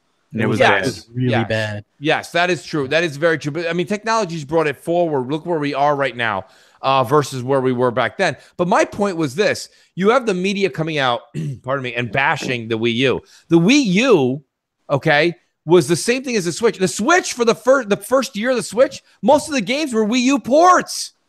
Yeah. Right? So we're sitting here, we're like, Switch is so good. It's revolutionary. It's wonderful. What are you playing? Oh, I'm playing Mario Kart 8. What? That came out on the Wii U and Zelda Breath of the Wild. You know why that works? Because they had a system that nobody owned and nobody played these great games. Yeah. Right. So Exactly. now they're going to be able to port all those games over. There's not going to be a game problem on the Switch. First of all, the Switch, the Wii U had a lot going against it. It came out to very little support. It was only at the Xbox 360 PS3 level, and they really came out way too late with that. If they would have came out with that maybe some years earlier, probably would have done okay. The fact that they came out so close to the end of the cycle for the Xbox 360 and the PS3 meant that it was in trouble. The lack of third-party support. Then their own developers had no idea how to do HD games. It took them forever. That was the problem with getting the games out, right? They had never done HD games because the Wii wasn't HD. People still don't remember that. It wasn't HD. Yeah, it was SD still. Yep, it was. And so they had problems there. So it was really like one of those things where trial and error, really. And then if you think about it, man, the 3DS kind of saved their ass through all of this stuff, and that thing is doing Well, there's someone in the chat right now. The Finest, he says, Mooch, he said people did own the Wii U last gen. Switch already surpassed it. Yeah, that's sales, the Finest, and that's fine. Yes, in less than like 10 months. But a lot of this to me is what Alan was saying prior, and it's the same thing I'm saying now, in the fact that the media pushed it. The media has accepted the fact the Switch is really still 720p in your hand. Okay, it's the same as the Wii was outputting. And those, you can't throw third party at me because the third party games that are coming out for Switch, right? Don't get me wrong, I'm a Switch fan, but I really like it. But the third party games that are coming out for Switch, we had these games 16 months ago. Right. So like third party support's not really there because I'm not seeing it day and date, you know? Yeah. And that's the problem I have. So this is the power. I'm just trying to give an example of the power of the media, folks. The media is not this, like, you know, just a bunch of great people out there on the West Coast having a good time. It's not. They really, they have power, and that's fine. I mean, that's the media. All I'm asking is don't overlook that power. They're the ones that are out there saying, because the Wii U was a good console. The Wii U put out some seriously good games. There was a lot of first-party games. And because the media was like, what am I supposed to do? Walk 8 feet with my tablet? I can't bring it to a rooftop party? No, you can't bring it to a rooftop party. Most of us don't go to rooftop parties. Where the hell is a rooftop party in New York? There aren't any. It's freezing. It's goddamn freezing right now. We don't party on the roof, okay? We don't. And the problem is, you know, the Switch, yes, they got the portability right. And that's why we are all enjoying it a bit more. But we're all enjoying our other consoles in our family room. Why couldn't we enjoy the Wii U in our console? You want to know, Mooch, why the media, I think, love the Switch a lot? And it's probably my favorite thing as well about the console. It's the fact that because, you know, we have to fly to events so often and we're stuck in planes so much. It's like, well, what do? You got the Switch, you got AAA games on it. You suddenly start thinking, holy crap, this is the best console ever because I can play it on a plane when I can normally not do anything. So I think that's why the media love it so much, because they're constantly going to events for all kinds of different things, studio visits, E3, whatever it is. So they can just play AAA games and catch up on their backlog while they're in the air. Alan, I don't know about you, but I got the Vita. I got the Vita. Whoa, hey, you know what? I have a Vita too. Do you play Ridge Racer? Ridge Racer. Actually, you know, here's the funny thing, right? Another thing that the media doesn't really care about that Sony dropped support on like almost immediately. But, you know, the Vita is a very good handheld, and they started off with some really good games. There's a good Uncharted game on there. There's you know, and they ported. They did a good thing. They ported like the God of War games onto there. Yeah. You know, there's a lot of there's a really good little Big Planet port on there. Sony killed their own handheld. Yeah, you know what? There's also a very good Assassin's Creed, the one where you play as the woman. I forget what the hell that one was called, but that was a really Liberation? good. Yeah, no, Liberation. Yeah, Liberation. Yeah, they had some really good games on there, and I have them. I have a lot of them. Actually, a Killzone that was better than Killzone that released on the PS4. I believe it. I kid you not. Well, you know what I was waiting for? Crap, I was waiting for a PS4 Vita bundle. A lot of people were, because they're like, "Oh, what's Sony going to do? They're going to have to answer to Nintendo. Nintendo got this whole off-screen thing. Now Sony's got to do it." And Sony's like, "Nope." Yep. You know what I mean? They forgot they even released a handheld. The fans keep that system alive. The little life that it has left in it, the fans keep that alive. Sony hasn't done anything for that system for at least 2 or 3 years. You know, it's very good with JRPGs. Like, I guess they get a lot of Japanese support because it's big in Japan. Yes. You know, whereas you know, the who really knows? Like, for me personally, I think that it's a fine system, but I don't. It's not even my favorite because the games aren't there. I mean, there's a handful that are really good, but they haven't released anything new in forever. Oh yeah. So No, I mean, that's right. Yeah. Well, I mean, you know, listen, when we talk about the hardcore gaming world, like that's why me and Crap are always saying that my Switch is always docked. Like mine always. too. Mine as well. And you know, in the upcoming future, we'll be taking a trip. You know, we got to go out a week or so somewhere for work. And when you do that, right? When you do that, like I'm going to bring my Switch. I'm going to try this, right? And I'm going to be like, all right, this is what it is. But I don't think I don't know how it's going to go. I'm not a mobile gaming gamer. That's just not who I am. Yeah. But I'm going to try it because that's what I bought the damn thing for. I want to see if this is really all that in a bag of chips. So, I mean, how many people on the panel right now? I know Crap does. I'm almost positive I can go ahead and put my money down that Mr. Boomstick has a Switch. Yeah, absolutely. Yeah, of course. Clowns has a Switch. Max, do you? No, I don't have a Switch yet. Alan? No.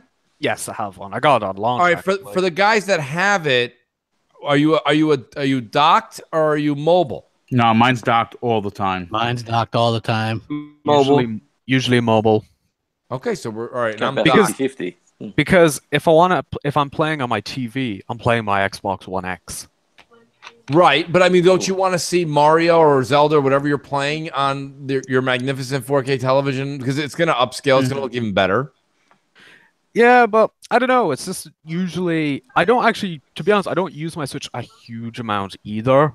Right. I do mainly play the One X. That's like what I'm Yeah. playing 95% of the Me time. too. It might be 98% of the time though, so right. I can't even I have what's considered to be really good it's Switch like- games, but I it's like haven't got around. I haven't even It's got like around to playing them. 95% Xbox One, 3% PS4, 2% Switch. It's like something like Right, that. right.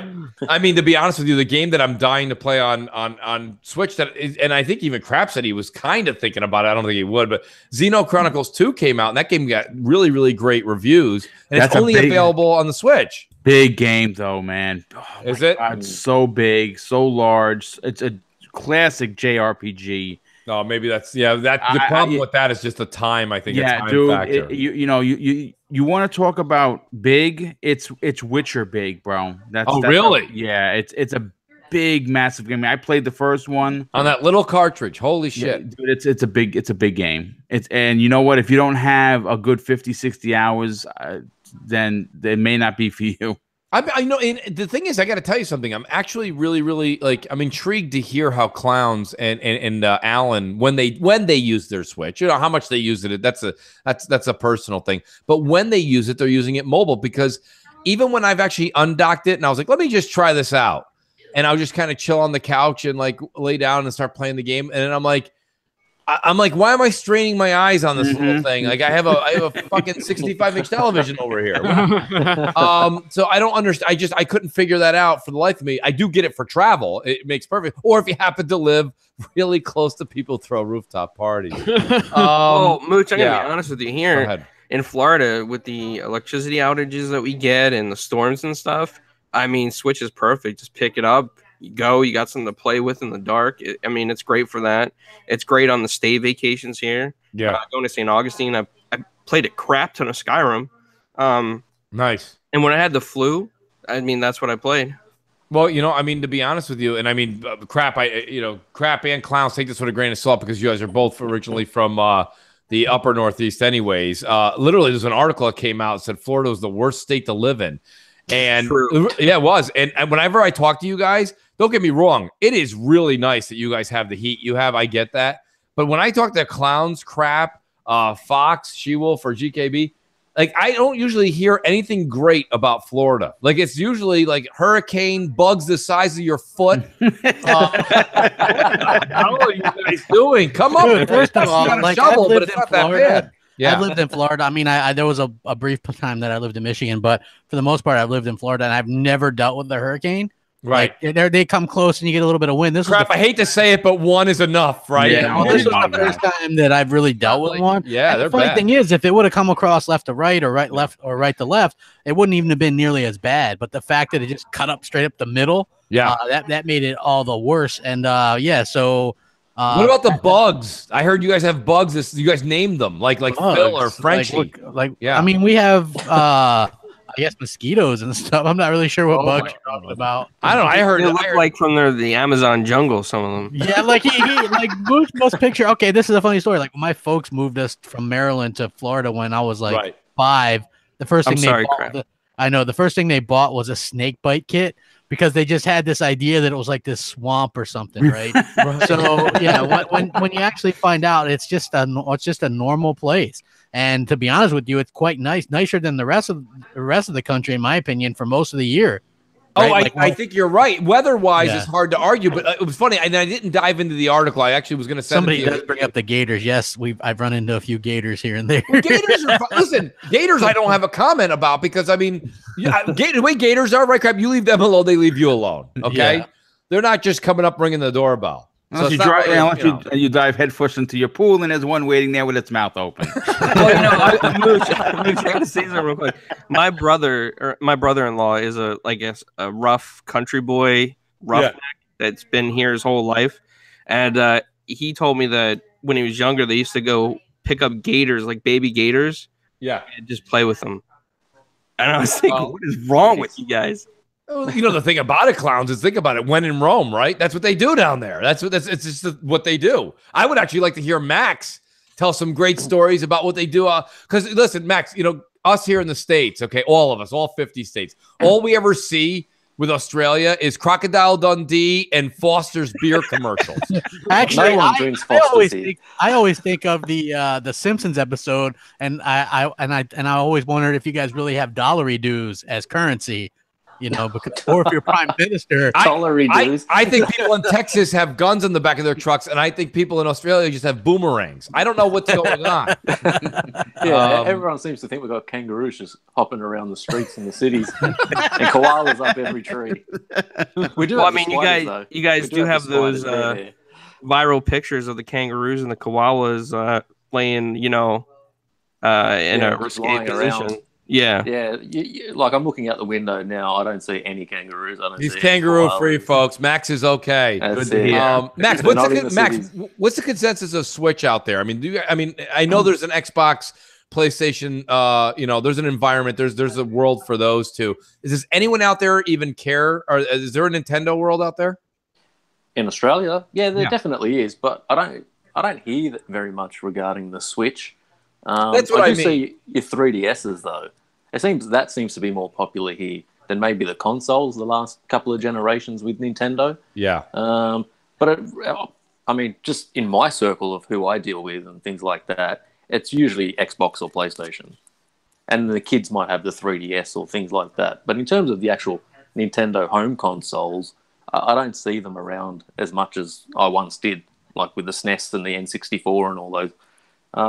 It just doesn't seem as popular these days. Now, I'll move that over to Alan because it's interesting, guys. You know what's great about podcasting and where we are right now from where we were 20 years ago, for everybody who's listening, is it's amazing that we can have somebody here from, and correct me, Alan, you're in Ireland?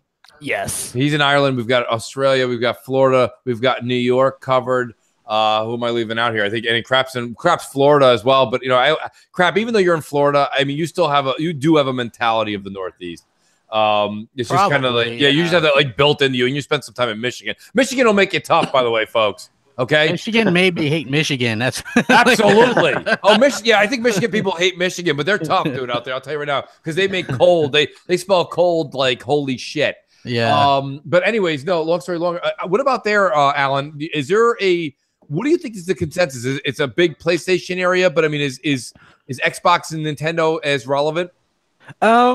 Yeah, like PlayStation definitely did very well in Europe with the PS4, but I will say there's still a lot of Xbox players in Europe because one thing, Forza and FIFA are actually very popular this side of the world, and obviously one time a lot of the FIFA stuff is exclusive to Xbox. Forza is exclusive to Xbox, so anyone who's interested in those, you buy the Xbox One. It's just a no-brainer. As for Switch, yeah, like it definitely has its place, but I feel like it definitely did better in places like the US than it did over here. Yeah, and that's what I'm wondering. You know, it's funny because the 3DS did very well over here. Max made a good point to say that, you know, in Australia he's noticed a lot more of the handhelds, and we know the Asian market is big on handhelds. So I mean, that was just surprising, and I think this is an observation, folks. I don't have any literature or a link to give you. But from the people that I did know that used to always have one, it seems the 3DS epidemic here in not New York, but in the United States, the Switch is kind of taking over, right? Because why would you go buy the 3DS now in portability when now you have this beautiful Switch, which is going to be playing basically the same games and more. So I think Switch is kind of dominated even the 3DS, but the 3DS is still doing very well over here. Switching over because it was great. That was a great conversation. Actually, that wasn't even one of our topics. Clowns last night. Clowns with Four Guys with Quarters. They've been doing something different recently on their show. They've been actually streaming. So 2 weeks ago he did PUBG. Last night they did Fortnite, and I'm interested. Okay, I'm a person that's had Fortnite. Me and Crap were very, very lucky, if you will say, that we mooched a copy of it when it was the $40 version before the Battle Royale came out, and so we've had them. But I've never played the Battle Royale on Fortnite. Clowns, you played it last night with Assassin. I was unable to make it, or I would have joined you guys. Long story longer, what were the differences between the two? Because you've played a shitload of PUBG. So do you have any kind of like opinions for people who haven't played Fortnite yet? I mean, wow, PUBG is just, to me, is so much better because it's more realistic. You got vehicles you can use. Fortnite is more cartoonish, more fun to mess around with. Like, I don't take it as serious as PUBG, and I don't get mad at all if I lose in Fortnite. I'm like, oh, I just got killed as soon as I jumped off the plane. No big deal. You know, and building stuff in Fortnite, it kind of, I hate to say it, man, it kind of takes the fun out of the, you know, the battle royale, because you could just build like a little fort around yourself and just hide in it. Yeah, that was the thing I got from watching you guys on the stream, was just that it looked like, and I'd watch another big YouTuber that does a lot of Fortnite stuff. I just was trying to watch a bit of it and see if this is something I wanted to get into. But even with all the hours we have into it, I mean, crap, you don't have any kind of like, I mean, Fortnite's there. I don't want to play it. Fortnite kind of sucks. Yeah, I mean, did you play the Battle Royale? Have you tried it? I tried it. It's not for me. What's it missing that PUBG has? PUBG.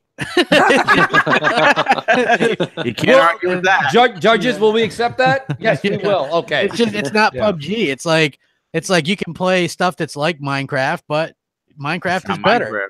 Yeah, you can play stuff like Halo or knockoffs of Halo, but Halo's better.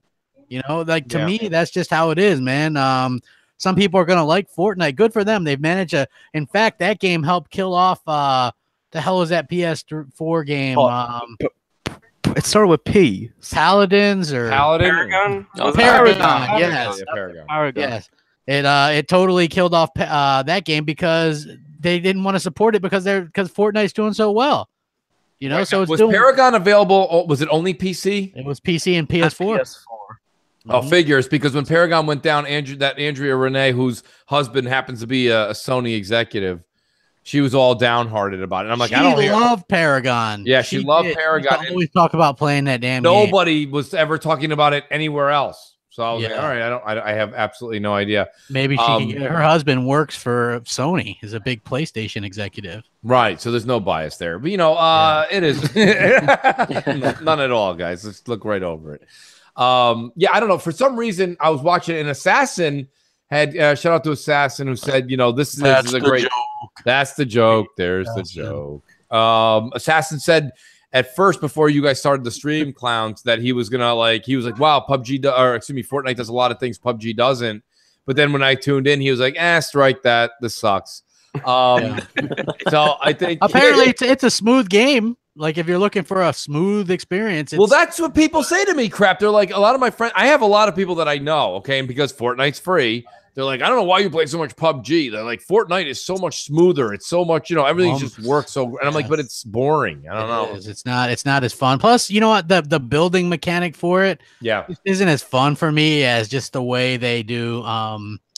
You know, just the way everything is on PUBG. There's just something about PUBG that's PUBG. You know, it really is. Another thing too with Fortnite that really gets on my nerves is like if you're hiding in a building, somebody can just use their pickaxe and break the wall down.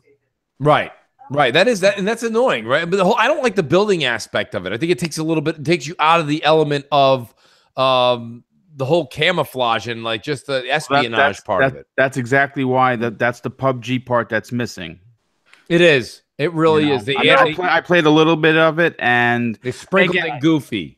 Yeah, it is goofy. I mean, listen, I have not played a lot of PUBG, but it's PUBG, regardless of how it runs, is a better game than Fortnite will ever be. Sorry. Yeah. And speaking of things that are facts. Alan, go ahead, bro. I was just gonna say it's sorry for mentioning phones here, but it's like you can buy the iPhone X, which is the premium product, or you can buy a cheap Chinese knockoff that tries to do the same thing, but it'll be nowhere near as good. Right. Well said. And that's what it is. It feels like a knockoff. It feels like you're playing the second rate, even though Fortnite is technically performing probably better currently. It still feels like the knockoff, which is funny, right? There is something very, very ironic about that. But speaking of playing the better game, let's talk about the better system. Official FIFA Championship had a switch this week to Xbox Live because PSN continues to go down. You know, this is something that made a headline, and then everybody was like, quick, report it, and then put it under the rug, folks. No problem. It was a one and done story when it should have been front page news. It really should. And it's not the first time a championship has had to switch over to Xbox last minute because PlayStation was down. I mean, the amount of money that switched hands to get FIFA onto PlayStation, and how embarrassed are you as a PlayStation executive where you paid all of this money, you got FIFA, right? Yeah, you got FIFA. Yeah, we got FIFA. We beat Xbox another time. And then the championship series, which is a big deal. It is a big deal. They have to, because PSN is down again, they have to use it on Xbox servers. Well, how do you feel as a professional gamer? Think about this for a second. You've been practicing this game before the championships using a PlayStation 4 controller, and then an hour before you go in, they're like, here. Not that they've never used an Xbox controller. You know they've played Xbox a lot. But my point being is, like, you don't feel comfortable. All right. I mean, I don't care how you look at everybody, like all the people that play Major League Baseball, they have certain bats, right? They bring their bats. All of a sudden you get there and you're like, we're taking your bats. Here, use this one. It's like, all right, it's not really the weight I like, but I guess I can swing the same. No, I can't. So, I mean, the players are upset. It's egg all over the face of the executives of Sony. This is a big, big to-do. What does the media say? Today, that's something about FIFA championships are going to Xbox Live. Anyways, back to you, Damon Hatfield, and your tiny, tiny hat. It's like all of a sudden we just switch subjects really quick, and we got to get back to getting off the Sony train. That's what I'm saying. So, like, I just found that interesting. Alan, what about you guys in the media? Was there? This seems like something that you could really run with a bit because a lot of money went into that deal, and Sony couldn't capitalize. Yeah, exactly. Like Call of Duty switched over, or FIFA switched over, so that means the esports events also have to be played on PlayStation. So all your esports players are practicing on PlayStation to switch over. Exactly. And then it's like the network just embarrasses itself by going down 3 times. I believe it was 3 times within the last 7 days. 3 out of 7 days you couldn't play your PlayStation. It's like that's unacceptable, especially for the market leader. Yeah, exactly. And they've had these problems for years and years as well. Yeah, but like the weird thing is it seems to be getting worse rather than better. You look at Xbox Live, it hasn't had any issues for months. Quite some time. Yeah, the last major one I think was in 2014 when they had the Lizard Squad do that DDS attack. That was the last time that really brought everything to a screeching halt. Since then, you may get out for an hour, maybe 2. Maybe you turn it on, you have to reboot your system. But nothing like this. Well, didn't Sony promise their players that by paying for PS Plus, you would see the difference in the infrastructure? Yes, you would get a better service and better PS Plus games. And clowns. What also happened? You said that there was a hack that went on. Yeah, there's a hack out in the wild right now for PS4. It's called PS4 Hen, and the underground scene has hacked firmware 4.05 and firmware below that, and they're working on 4.50 next. And they said they should be current very soon. It can play games off a hard drive, like retail games, off a hard drive downloaded from the internet, like pirated. You can play emulators. You can spoof and go online. There's so many things that you could do. You can change the serial number, the MAC address on the fly. So, like, for example, if you have a place that rents a PS4, right, you can go there, like Rent-A-Center or somewhere, rent that PS4, get the serial number, and switch it out with your PS4 Hen serial number if yours ever gets banned.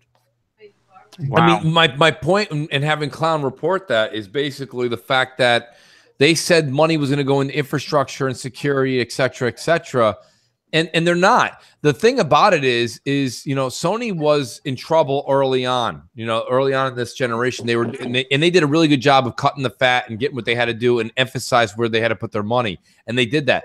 But I think a lot of the money that they've been making on this PS Plus deal this generation has gone into marketing rights. Going into development of games. And a lot of you Sony guys are like, great, that's what I want. I want more games and more marketing rights.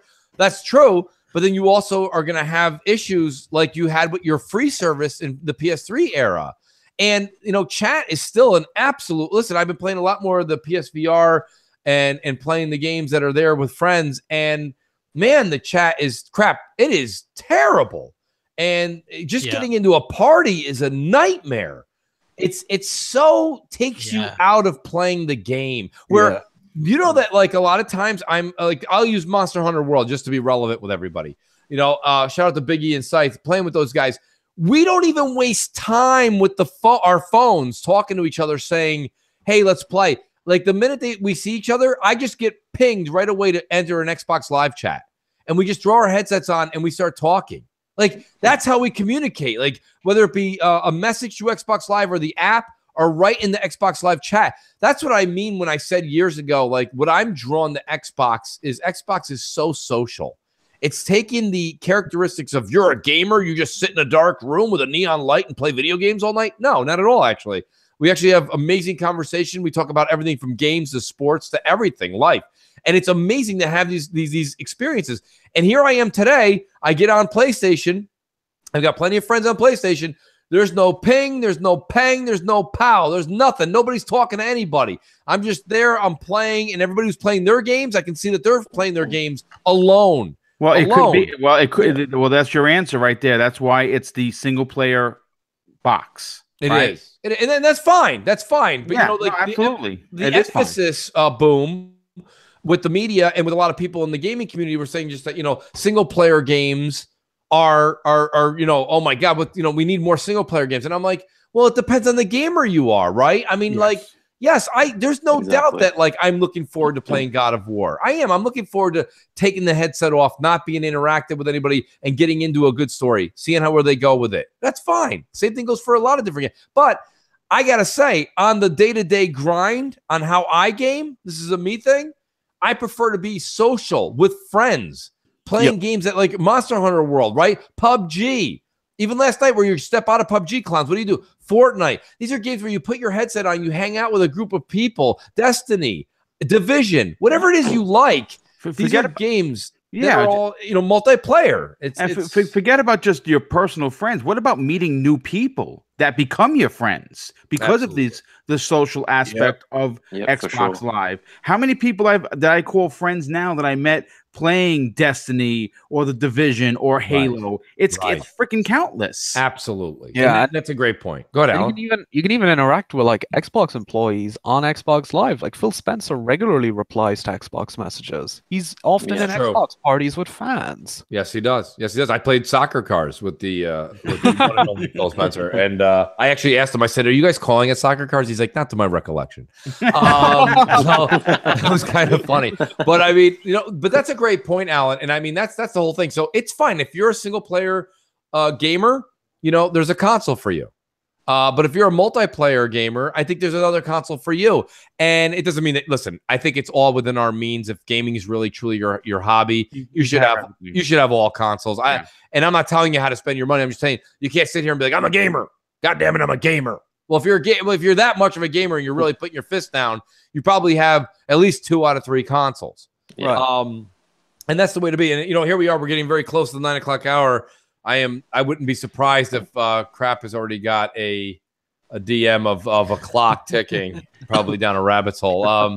But yeah, no, guys, tonight was a great episode. We talked about everything from top headline news to games to basically just where we thought directions were going on all consoles. And we actually got a decent Nintendo section in tonight, by the way, folks. Okay. And we kept the audience, Crap. That's the key. And we kept the audience. We also forgot to mention that coming out in February is Bayonetta 1 and 2 for the Switch. That's true. If you never played it, that's a freaking awesome game. And yes, both those are really good games. Yeah, they really are good. And I'm actually looking. Bayonetta 3 is going to be exclusive to the Switch, right? Yeah, that is correct. Yes. Do we have a release date? Not yet. No. Okay, I think sometime this year. Yeah. I mean, they had to spend some of that Microsoft's money on something, right? Come on. That's very true, right? Platinum Games. Come on, they managed to put out games on every platform but Xbox. It's so true. It's the only one they couldn't muster up the. They spent 4 years taking money and produced nothing. I mean, this is only me saying this. You might as well giving the money to Danny Boy. Hey, Danny Boy, make Scalebound for us. Sure thing. Give me Project Spark. Just don't take Project Spark offline. You'll never see. I don't think Crap. I mean, I think everyone will agree, guys. What do you think, Max, Alan? Chime in. I don't think you're going to see a platinum game on Xbox ever again. No, not after what's happened. I think with Scalebound and everything, I just don't see that happening. There's no trust. That's for sure. No. What a blatant slap in the face to Microsoft. Wow. Wow. I mean, how do you do that and not go to jail? That's amazing. Just all that money out and nothing came back. Nothing came back. Yeah. And I don't even know. Did Microsoft own that IP crap? That was their IP. Own the Scalebound IP. Okay. Platinum owned the tech. That's a weird situation. It's a very weird situation. It is. Microsoft still owns the Scalebound IP, right? Yeah. Yes, they do. All right. Good. And they own Quantum Break. So I mean, who knows what can happen there, folks? Probably nothing. Who knows? Well, after Sam Lake is tired of making whatever crap he's making right now, he'll probably come back. And if Microsoft even wants him to, because their next game went for an extremely low price. That's true, but they're very good. But if we start them now, we'll be ready for Xbox 2. Yeah. So, well, they did beef up their staff. Who the hell knows? I mean, it seems like if Microsoft really wanted to do something impressive, they like Remedy's a team that they could have bought. They should have bought. Same thing with Playground Games, and then probably one other team. And then they would have had. Nobody would think about this. Everybody's like, oh, 343 and Coalition and Turn 10. Well, those are three at the top tiers of those particular genres. You know what I mean? So if you were to buy Remedy, who do story-driven content, Playground, who do sports, and supposedly probably doing the next Fable, Absolutely. and some other studio, I think that would really be impressive. I still expect some kind of announcement on some studios that they bought, even if, well, I don't know what the hell Polygon was smoking, but yeah. Yeah, I don't know where that was coming from either. That was completely out of left field. I think the one thing that article did get spot on is the fact that Microsoft are looking for studios to acquire. Yeah, they could have maybe just heard something differently, because I did a video a couple weeks prior to that saying I heard that there was 3 studios that Microsoft bought. Maybe their person told them it was 3 other things, and I don't know. But like, to me, studios make more sense than buying third-party stuff. Just in my opinion, anyway. I agree with you. Because you own the IP, you own the studio, and you can dictate time a hell of a lot easier than when it's not. When it's third party, you don't own the clock. Yeah, you really don't. You think you do, but you don't. With that being said, guys, we'll wrap up Crossfire. Outstanding show. Thanks to everybody here. Let me go in reverse order. I'll start with Max. Max, the loot game, the gaming loot, Max Power. He's man. TheGamingLoot.com. Awesome place for news, guys. Max, thanks for being here. But let everybody know where they can find you on Twitter, YouTube, and on The Gaming Loot. Yeah, so thanks for having me on the show. Thanks for the invite. Had a great time talking gaming. So you can catch my own blog, which is maxpowerplay.com, or you can catch me on Twitter. The link to my YouTube's on that. It's only been set up the last couple of weeks, but I post regularly. I'm on the Xbox and Chill podcast with Mega Bad Seed and Stick Figure. So check it out. Lots of gaming talk, lots of good things. Thanks, guys. Absolutely, Max. Thanks for being here, and do check out that podcast. That's a lot of fun to be on too. Maybe if I can get my ass up 8:30 in the morning again on Saturday, I'll do it. Thank you, Max. Alan, definitely. FullThrottle.com is. You guys are pumping out articles so fast, I can't even hit the goddamn retweet button that fast. But awesome work, Alan. Thanks for being here as usual, and let people know where they can find you. Thanks for having me again on the show. What another fantastic episode. Like, we're only in February, and there is so much happening. It really is insane. Yeah, it's crazy. Anyways, you can find me at Beetle Comet on all my social medias, Xbox Live, Twitter, Mixer, Instagram, and so forth. And all my articles are on fullthrottlemedia.co.uk. Now, one story I really want to highlight is my Sea of Thieves preview. And in this article, I actually share my own stories, but also a lot of stories from the community, from stuff I saw on Twitter and from images I saw on Twitter. So they're all in that one big Sea of Thieves preview. And also got my Horizon 3 Xbox One X Enhanced review that I think you guys would like as well. So that's all on fullthrottlemedia.co.uk, and I'll put a link to that in the chat now. Yep, nice. I already watched it. Also, you guys did a good write-up on the Playground Games Fable connection.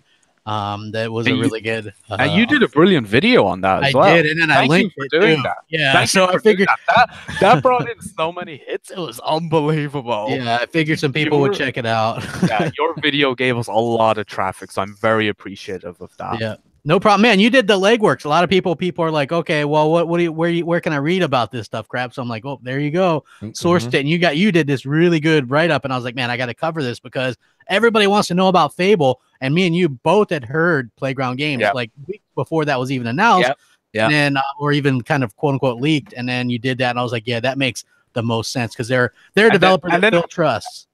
And then a few weeks later, you have Eurogamer come out with their story, and they're like, "Oh yeah, we're confirming Fable's being made," and everyone's then like, "Okay, it's confirmed because Eurogamer said it." Yeah, Eurogamer said it, so it must be true. Exactly. Like, come on, man. Eurogamer, you know what? They were late on the stuff too. I had the PlayStation 4 Neo documents before Eurogamer. I was sitting there. You remember that, Mooch? We were doing videos absolutely about the hey, there's no 4K Blu-ray player. It's this. You got to have parity with the frame rate. Like we were dissecting these things a long time before Eurogamer had a hold of them, and then it's like, holy crap, did you hear? They got these Eurogamer documents. I'm like, man, where have you been?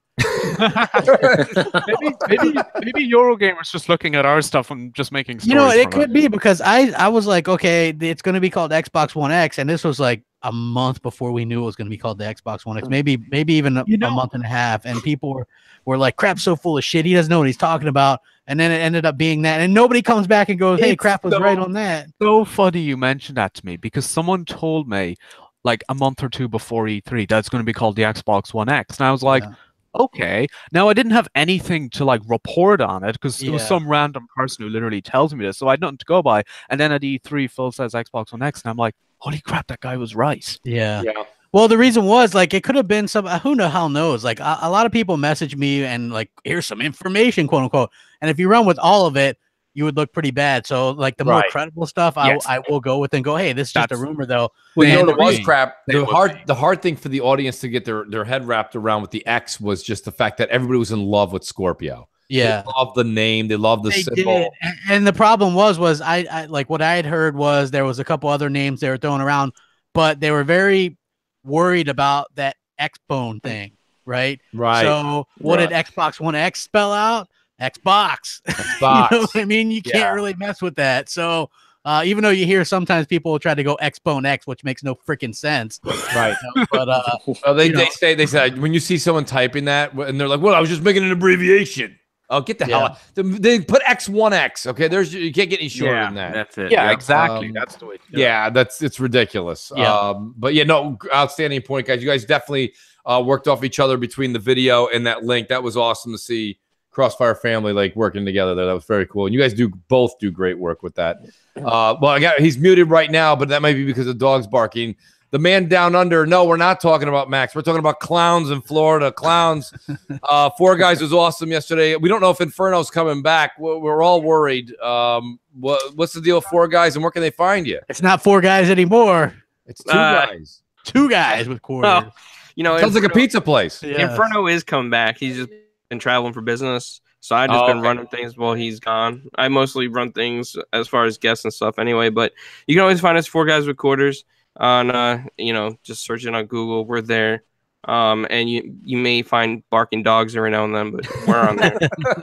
You did a good job, Klaus. I got to say, I think you've done an outstanding job running the show in Inferno's absence the past few weeks. I think it's been very, very cool. And I like how you brought it to Mixer. You brought it to, you're streaming games.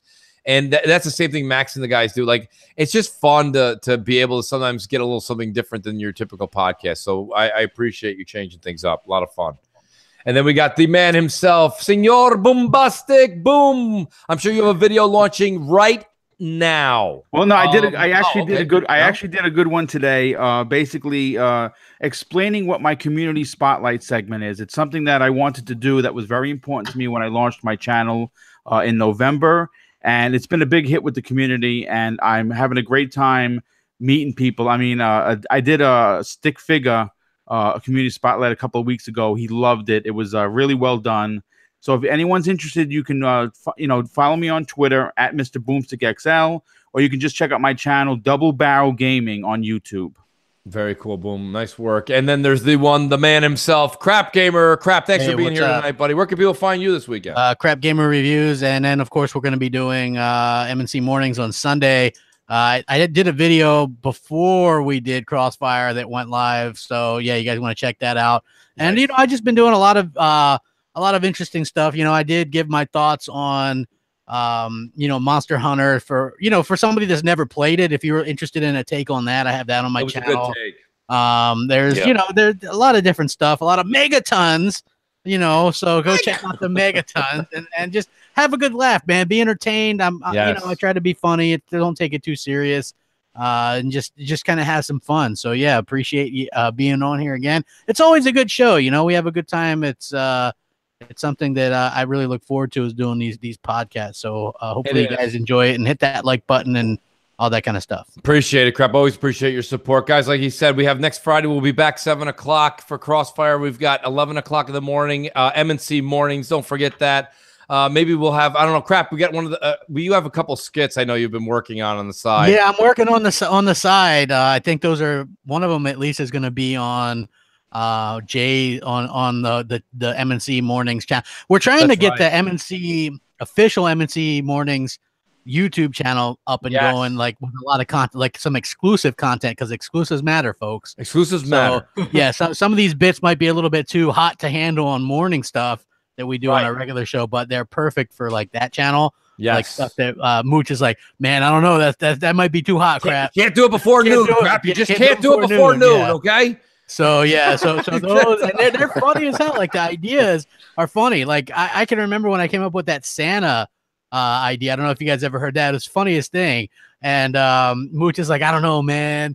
I don't know. I was like, I'll do it real quick. And then I'm like the FCC for MNC mornings. And he goes, no, that was really, really funny. And I was like, see, man, you gotta trust me. Well, I trust. I have. That's a new pin we're making. Have trust in Crap. Have trust in Crap. So I have that pin on right now. So yeah, Crap. I think we should use a couple of them actually. In the morning. So, we can, yeah, absolutely. I agree. So yeah, guys, keep an eye out for that. Do check out the MNC Mornings official YouTube channel. It has got a lot more exclusive content because everything we do for Patreon, different shows. Jay actually goes in. Shout out to J Dubs. He goes in, edits some of our shows that we currently did in the past, and then he adds some of the cool graphics that he's able to do to it afterwards when it's like a work of art. Biggie says exclusives only matter if it's 1080p because it makes you a better YouTube viewer. True that. Outstanding, Biggie. Pulitzer. With that being said, guys, thank you. Enjoy your weekend. We'll see you next week.